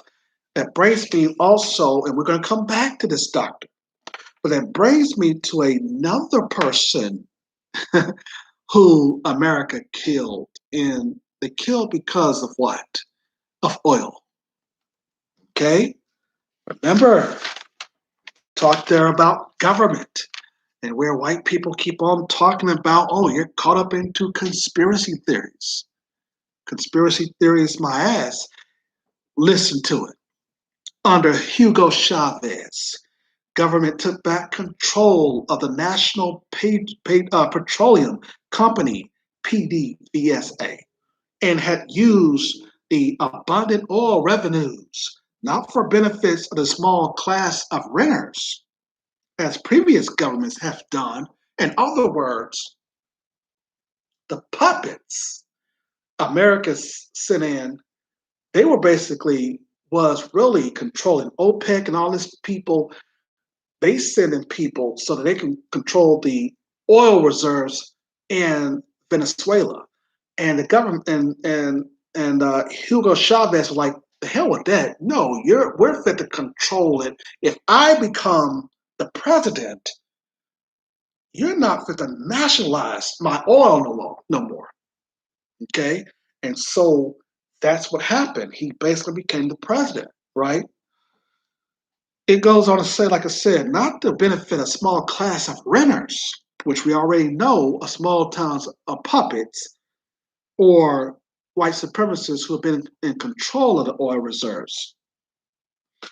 Previous governments who were scared has done, but to build needed infrastructure and invest in the social services that Venezuelans so sorely needed.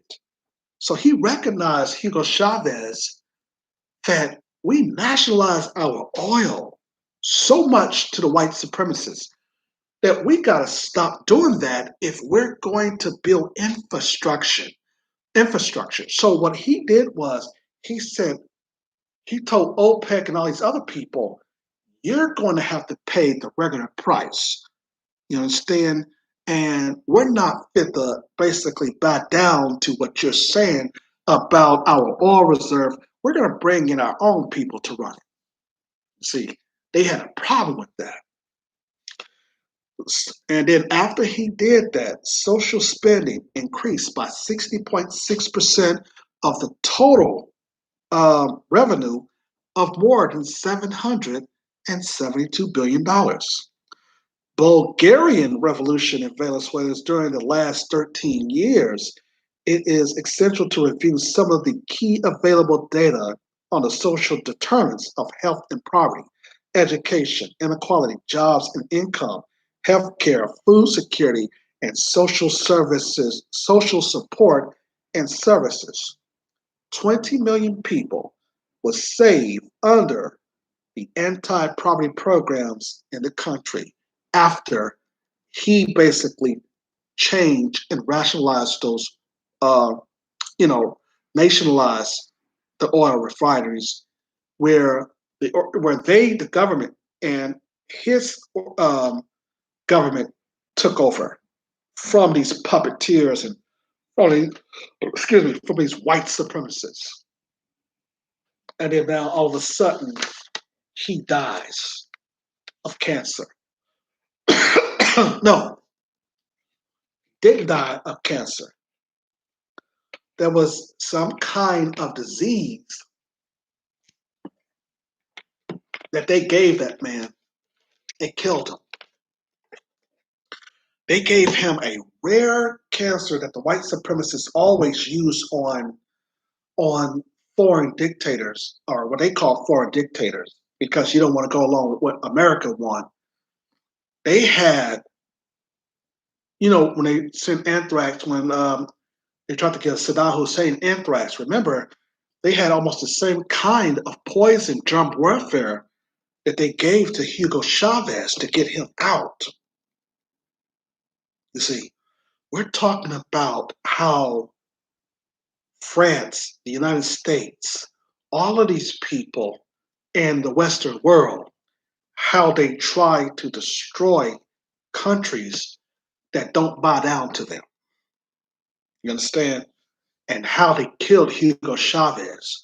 And basically was able now to get those oil refineries and open the markets wide open, you see.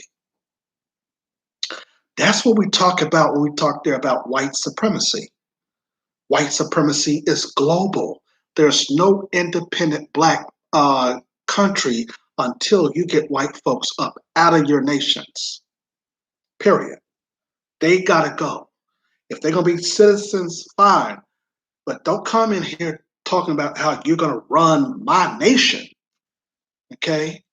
Like I said, the first thing that these people did, these black soldiers who were supposed to be protecting the president, they dropped their weapons because they heard the word DEA.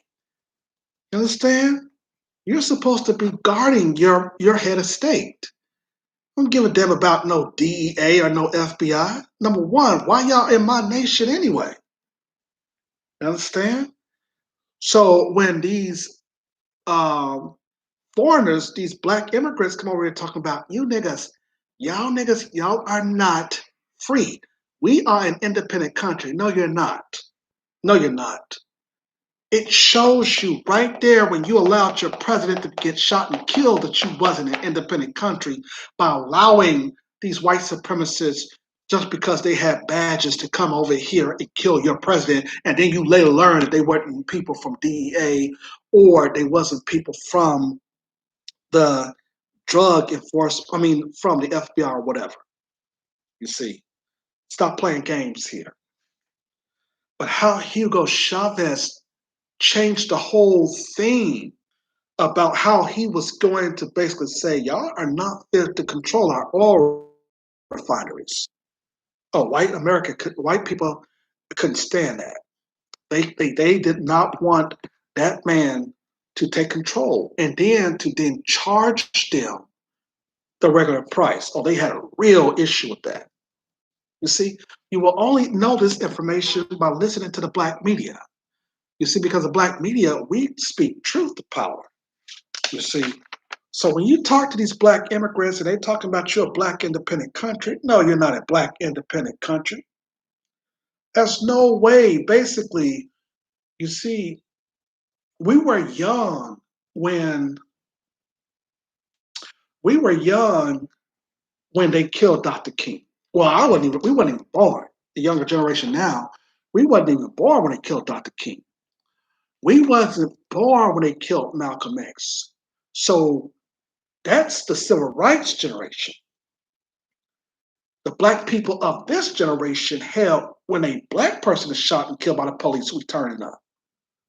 You understand? Almost overthrowing a government. Going and showing up to these white supremacists' home. Ain't nobody have that record but black folks. Because we've been the one who's been fighting white supremacy. Here's the thing. Back to this U.S. doctor. And we're almost finished here. Like, share, and subscribe. I told you I was going longer with you on this because, see, this is problematic for me. This is very problematic for me.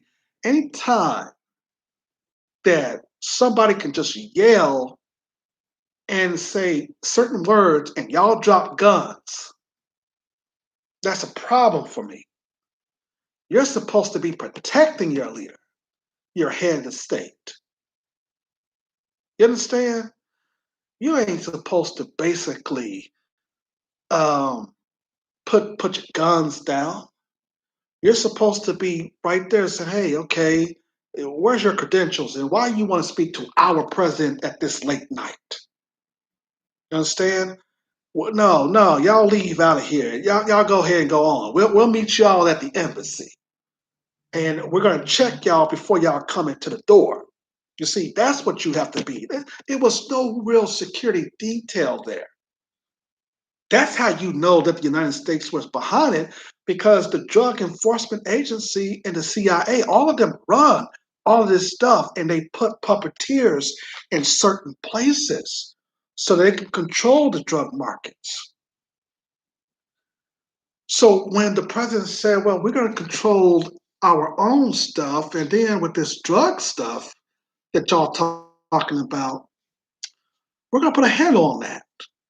We're going to put a handle on that. We're going to make Caribbean great again. He was one of those Trumps. We're going to make Caribbean great again, you know. And they didn't like that. But see, and then there was some rumors that they had some oil that they didn't know about or whatever. And that may be true. We may have to look at that too. But it was mostly because of drug stuff. It wasn't this situation where that doctor was saying that the president owed him money or he wanted to get into the leadership of the president. No, that's bullcrap. Okay, because he was from Florida. He stayed in Florida, and there's no, you know, I mean, yes, he can have dual citizenship, but I'm kind of weary that they were even elect somebody like that. But you know, anyway, to sum it up, let's go in deep depth into this, and then we'll be wrapping up. But yeah, his wife survived this attack. She played dead so that she could basically be there to tell people what happened to her husband. And then they talked about former President John Bertrand Aristide. You know, he pops up all the time. There's trouble. Every time that something happened, he comes into the play. And the reason why they like President Aristide is because he was a puppet under the Clinton administration. He was a real puppet under the Clinton administration. You know, if you looked at what what's his name, the mayor of Atlanta, Kasim Reed did to gentrify Atlanta and all this stuff under his administration, that's how Aristide is. Aristide is more of a puppeteer that allows the white folks to come in, and what they'll do is they'll take all your economic situation, they'll destroy your infrastructure, and they'll put all their own puppeteers in there to, you know, what they call American interests. You see, and what is American interest? You know, the Dr. Amos Wilson told us a long time ago what American interest is.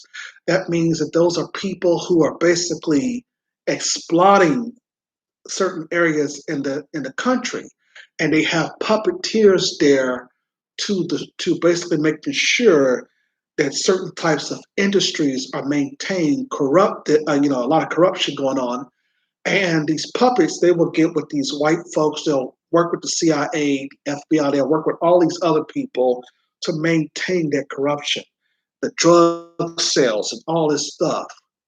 So if President Jovenel Moise, I hope I'm not pronouncing his name right, if he was even doing any kind of drawback, or even if this was about oil, which I don't think it was, and if he gave any type of drawback, like he basically, because he came in as a puppet, he was like, yeah, I'll help you out, and shaking hands and taking pictures with Trump, and yeah, man, come on in.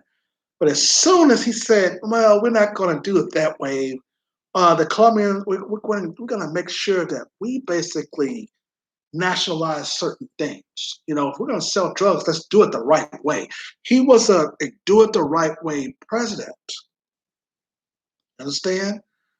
So, like I said, now the white media is out there talking about in Miami, oh, President John Bertrand Aristide and his return to Haiti. These were people who didn't like the President Moise. You know, you can get about a few people who don't like the president, who don't like what the president is doing, and then all of a sudden, here come the white media talking about, oh, he had a lot of people rallying against him, and they didn't like him, and they blah blah blah blah blah blah blah. See, this is the reason why you have the black media. We let you know what the white supremacists are up to. But this fact that President Aristide returning, all hell, like I said, he was a puppeteer in during the Clinton administration. Now, the wife, as I understand it, and I could be wrong, but I think I read it somewhere, the wife is wanting to have his chief security become the president. But I think, though, if that's the case, she wants somebody that he basically confide in to be the president. Which, if she appointed the person, which is be fair, because not the security person with the detail, but he should be fired. He should be arrested too. But if she got somebody who she thought that was very much confined in her husband, she should be the one that will determine who the next leader should be to carry out the presidency until they pick another leader. That's how it should go. Because here come the United States are going to mess with the elections. They're going to always interfere with the elections. Finally, we are wrapping up here.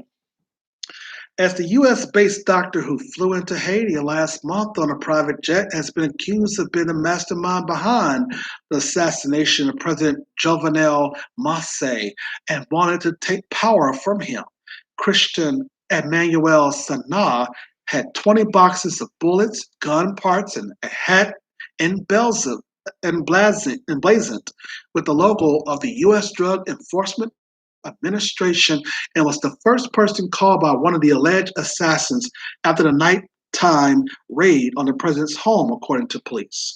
The on-charge head of the Haitian National Police told the press conference he arrived by a private plane in June with political objectives and contacted a private security firm to recruit the people who committed the act.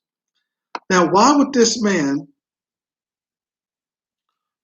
want to assassinate the president as it basically relates to being the opponent of his? Doesn't make sense. Okay.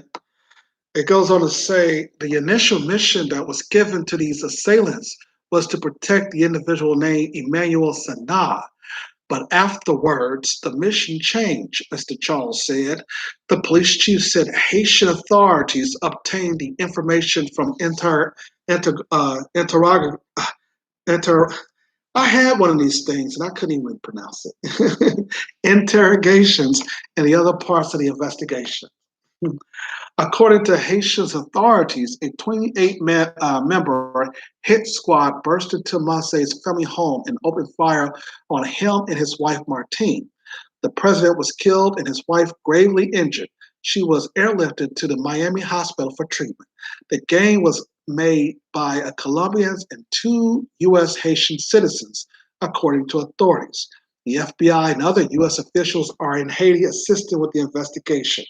But Colombia had also offered its support following the revelation that a number of the alleged hit squad was former Colombian army personnel. Mr. Nassau, who is accused of being their leader, has lived in Florida and Kansas City, Missouri. He filed for bankruptcy in 2013 and identified himself as a doctor in a video on YouTube titled Leadership for Haiti. In the video, he denounces the leaders of Haiti as corrupt, accusing them of stripping the country of its resources, saying that they don't care about the country, they don't care about the people. He claimed Haiti had uranium, oil, and other resources that have been taken by government officials. Now, that might be a clear accusation. With me in power, you are going to have to tell me, what are you doing with my uranium? What are you doing with the oil that we have in the country? What are you doing to do what are you going to do with the gold? He also added, this country with resources, 9 million people can't be in poverty when we have so much resources in the country. It is impossible. The world has to stop doing what they are doing right now. We can't take it anymore. We need new leadership that would change the way of life. Okay, so, I mean, he made great points. I mean, if this is coming from him, he made great points. But do I advocate for him to shoot a head of state or anybody for it? No, I don't. But what he said made great points. You know, if there's oil to be digged there, you better believe that the U.S. Drug Administration, the Colombians, the FBI, all of these people are going to be trying to control it. And I'm like, wait a minute, what happened to that rebel 1804 Haitian population? Where is it? Because yes, you got to get these people who are puppeteers. You got to get them out of the country.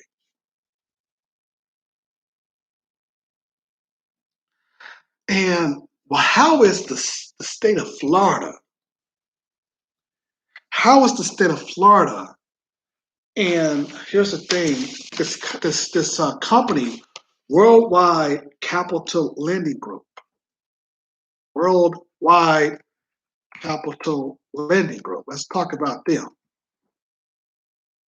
And here's the thing: what we found about the Worldwide Capital Group. We found that it is not really a base company. We found that somebody went and got a fictitious address, right? But they got a fictitious address. Wait, hold on. No, wait a minute. Wait a minute. I think I heard that on other media where they got a fictitious address to basically become like a legitimate thing or this doctor or whatever. But when I look up the American, hold on. Thumbs up, like, share, and subscribe. Like, share, and subscribe. We're almost done here. Well, we see this company in America. We see it in South. We see it in. Man, my internet is messing up. Hold on,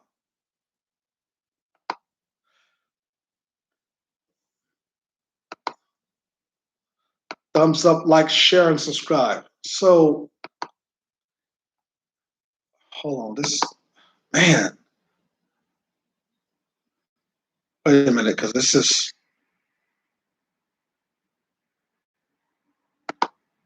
Yeah, they're talking about bringing President Aristide. You know, they've been wanting Aristide. See, Aristide is a puppet.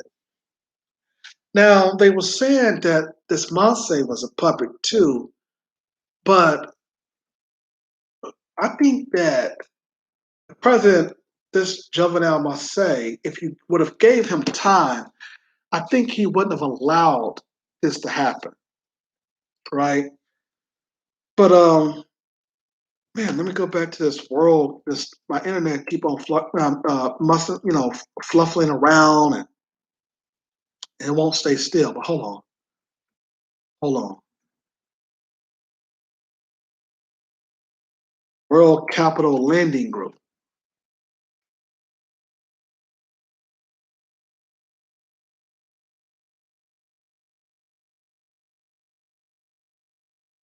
Miami, Florida.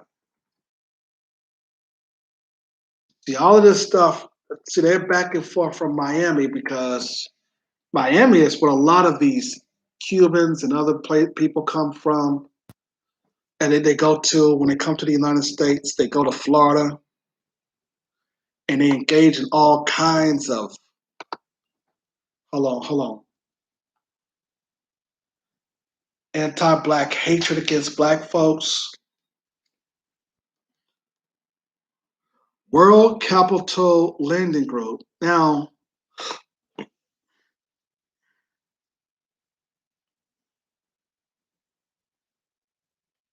says something about Miramar, Florida. Miramar, Florida. Okay, Worldwide Capital Lending Group, Miramar, Florida. But there was some I can't think of, but somebody was telling me that they set up a fictitious name though. Hold on. Where did I find it at? They said that they set up a fictitious name to hide under the corporation. But what I'm getting is a major lending corporation, just like the Monetary Fund and all these people. And the CEO of that Worldwide Capital Group LLC is Bruce Black, an additional of Officer Bruce Black agent. He's the one that set up the Worldwide Capital Group Lending Group. Hold on. No, he set up the Worldwide Capital Group, but it does not say lending. So I don't think that this is it. But anyway, but someone was telling me, hold on, here it is. Is this it? Worldwide Lending Group? This might be it. Hold on. Thumbs up, like, share, and subscribe, family. This might be it. Hold on. 972. That's in Dallas. Hold on. Why Worldwide Capital Lending? Okay. See, they're out of Texas. So I'm thinking, but yeah, they were saying that the guy, this doctor, set up a fictitious, the people he was working with, they set up a fictitious address where they were working under. Okay. But when the white media said it was Worldwide Capital Lending Group, that's nationwide. So they have one in Texas and all that. But like I said, you follow the money because see, this doctor, he came over there with the emblem on his bullets and on all of his weapons and stuff. He had Drug Enforcement Agency. He came over there. He had money, American dollars, and basically got rid of this president. You understand? When you also look at what happened when Zimbabwe's former president, Mugabe, remember at first the British, he was basically being pimped by him, telling them what to do. Negro, you can't do this, you can't do that. And then when he started to get strong, he started to rebel. White folks was upset with that. You know, saying ain't gonna be no more nationalizing our oil or our resources, you know. So if this guy had a problem with the president, all you could have did was run against him. Why would you have to just kill him? It don't make sense. So we have to understand when there's propaganda. We have to understand that the white supremacists, they are always going to cause conflict, and Haiti is still paying because they kicked French butt in an 1804 revolution, you see. They're going to always mess with Haiti. That's the reason why we say in the Black community here in America that we have no friends.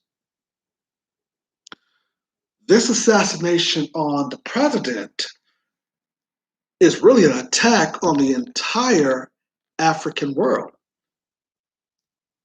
Okay? But it shows you how they can do the same thing to Black people in the United States. When we talk there about how they do things with leaders, I mentioned about going to the hospital all the time. Okay. You ever had one of these wives and say, "Oh, you need to go get your checkup"? See, you got to be able to really pick and choose your mate. Okay. Because while she may be thinking, yeah, going to we're worried about your health, but but at the same time, you also are your own doctor. You see, and that's what the white supremacists don't want you to think. So if certain things is happening in my body, I am not going to really necessarily go to the hospital. I am going to the health store and ask them, wait a minute, what's going on with my body? Why is it changing?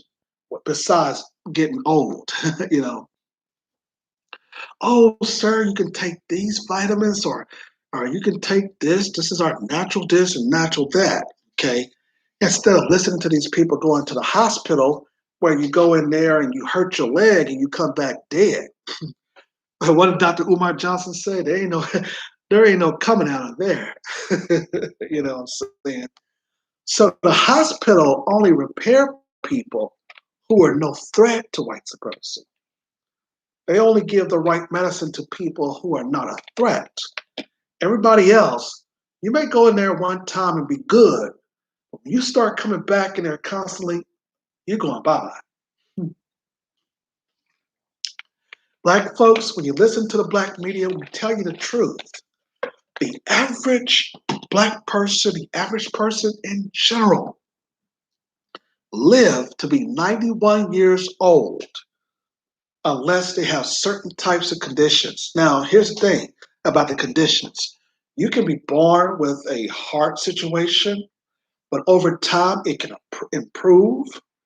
Over time, you can get better as long as you continuing to do things physically and active, being active. As long as you're active and you're not putting on this weight like I'm doing, where I have to go out.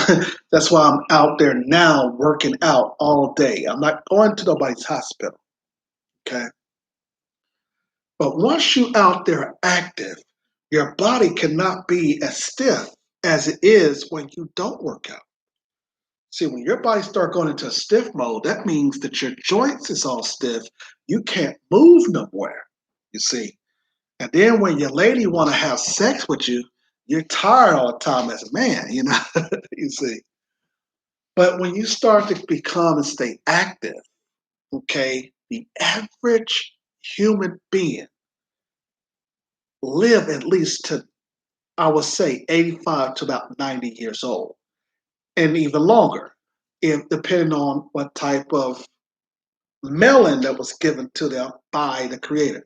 So that's the reason why I don't show up at hospitals at all. I'm not going to let no white supremacists tell me, diagnose me with things that they get because they don't have the same melanin in our body that we have in our body. Our bodies are not the same as white people. Let's be very clear, okay? And we have to start understanding that. And that's not racist, that's just the facts. So when somebody tell me, oh, you got to see, if I had like, you know, a lot of girls or women and stuff, all of them talking about, baby, let's go and do our checkup. No, you go do your checkup. You know, don't tell me, and you know what I'm saying? It's just like that Black dude, he was allowing his wife to put all kinds of things in his head. No, you're not letting no woman tell you and speak for you as a man. As a man, you got to start speaking for yourself. You understand? Because she gets educated by the white supremacists. She's in colleges and universities ran by them. She don't engage, not all, but because we do have some women who are getting on code, Black women who are getting on code, but she does not have the information she needs in order to basically give opinion as to what you have to do in order to fight white supremacy. Anytime there's religion involved, you might as well hang it up. You understand, with that woman. So the thing about it is that yes, you'll want to listen to them, but respectfully, yeah, baby, you can go ahead and get your checkup. You know what I'm saying?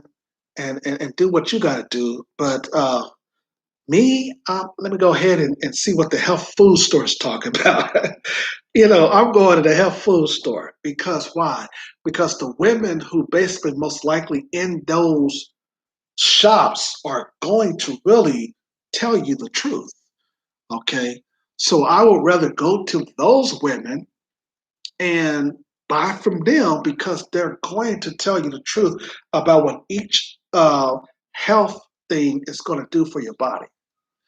Instead of just listening to, of course, your spouse, which, she don't know nothing.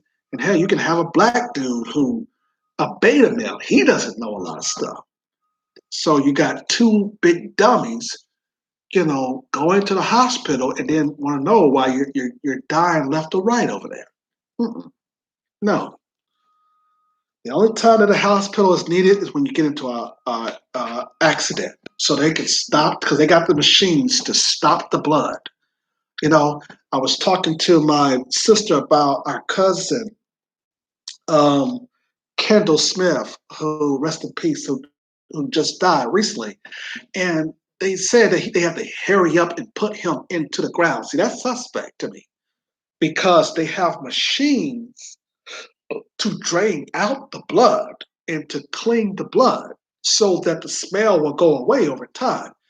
That's the reason why it's smelling. It's smelling because of the blood in the body. When a person dies, the smell comes not because they have not taken a shower and what, because they washed the body after they drained the blood. Okay? That's the reason then why when they found Kanika Jenkins, remember those white folks, they went all the way in the back to look at her, right? And over time, they knew that they had to hurry up and get her to the medical examiner's office so they can drain the blood. They had already cleaned her body at the hotel. When you looked at those purple dots that was on her face, that's detergent. So there was an indication that they had already cleaned her body at the hotel. You know what I'm saying? Somebody better talk black to me, right? So we know that there was something foul play in our cousin. Well, I'll know that there was something foul play about that. You don't hurry up and bury a person just because they smelling when you know that the reason why they're smelling is because the blood has not been drained from the body, right? So now that's how they get you prepared for the funeral. They start to take certain types of things. They'll peel on your fingernails or whatever, so they can keep it later for DNA analysis. And the whole nine, you have to really start to really thoroughly get into this. You see. So no, I don't. If they talk to me about going to get no checkup from no hospital, you know what I'm saying? And sometimes I am forced to go to the hospital. Like I said, car accidents, you're forced to go to the hospital. But I'm like, hey, no, wait a minute now. You ain't drawing no blood now. you know. But there's a lot of things that we have to look at as Black people because we are the ones that everybody is after. We are the prey. They're trying to control our population, and that's suspect. Okay. All right. So I want to thank you for listening to the Lawyer Henderson podcast. I know everything I say is controversial. The ScrewTube, they got me on a shallow ban. They sent me out a community guidelines violation where they claim that I have broken all kinds of rules. And notice they don't talk to the white supremacists. Remember, when the white supremacists are calling us all kinds of niggers on YouTube, or they're talking about how Black people were inferior, or they're talking about certain types of things about a lot of stuff that about Black people. Notice the white supremacists who run ScrewTube, they never go after those guys. They never went after these white supremacists who even spill the same so-called what they claim to be conspiracy theories, like they say that we do in the black media. Notice they never flag their videos.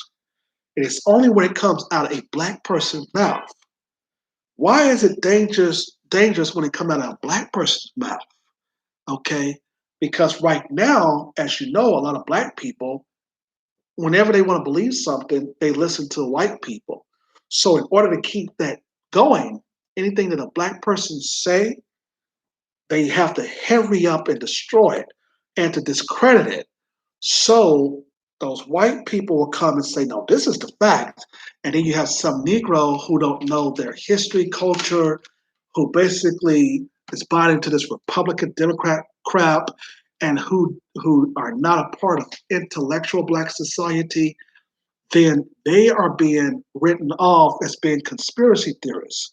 So that then the white media can control the narrative and the white supremacists who run YouTube. So this is what we're going up against.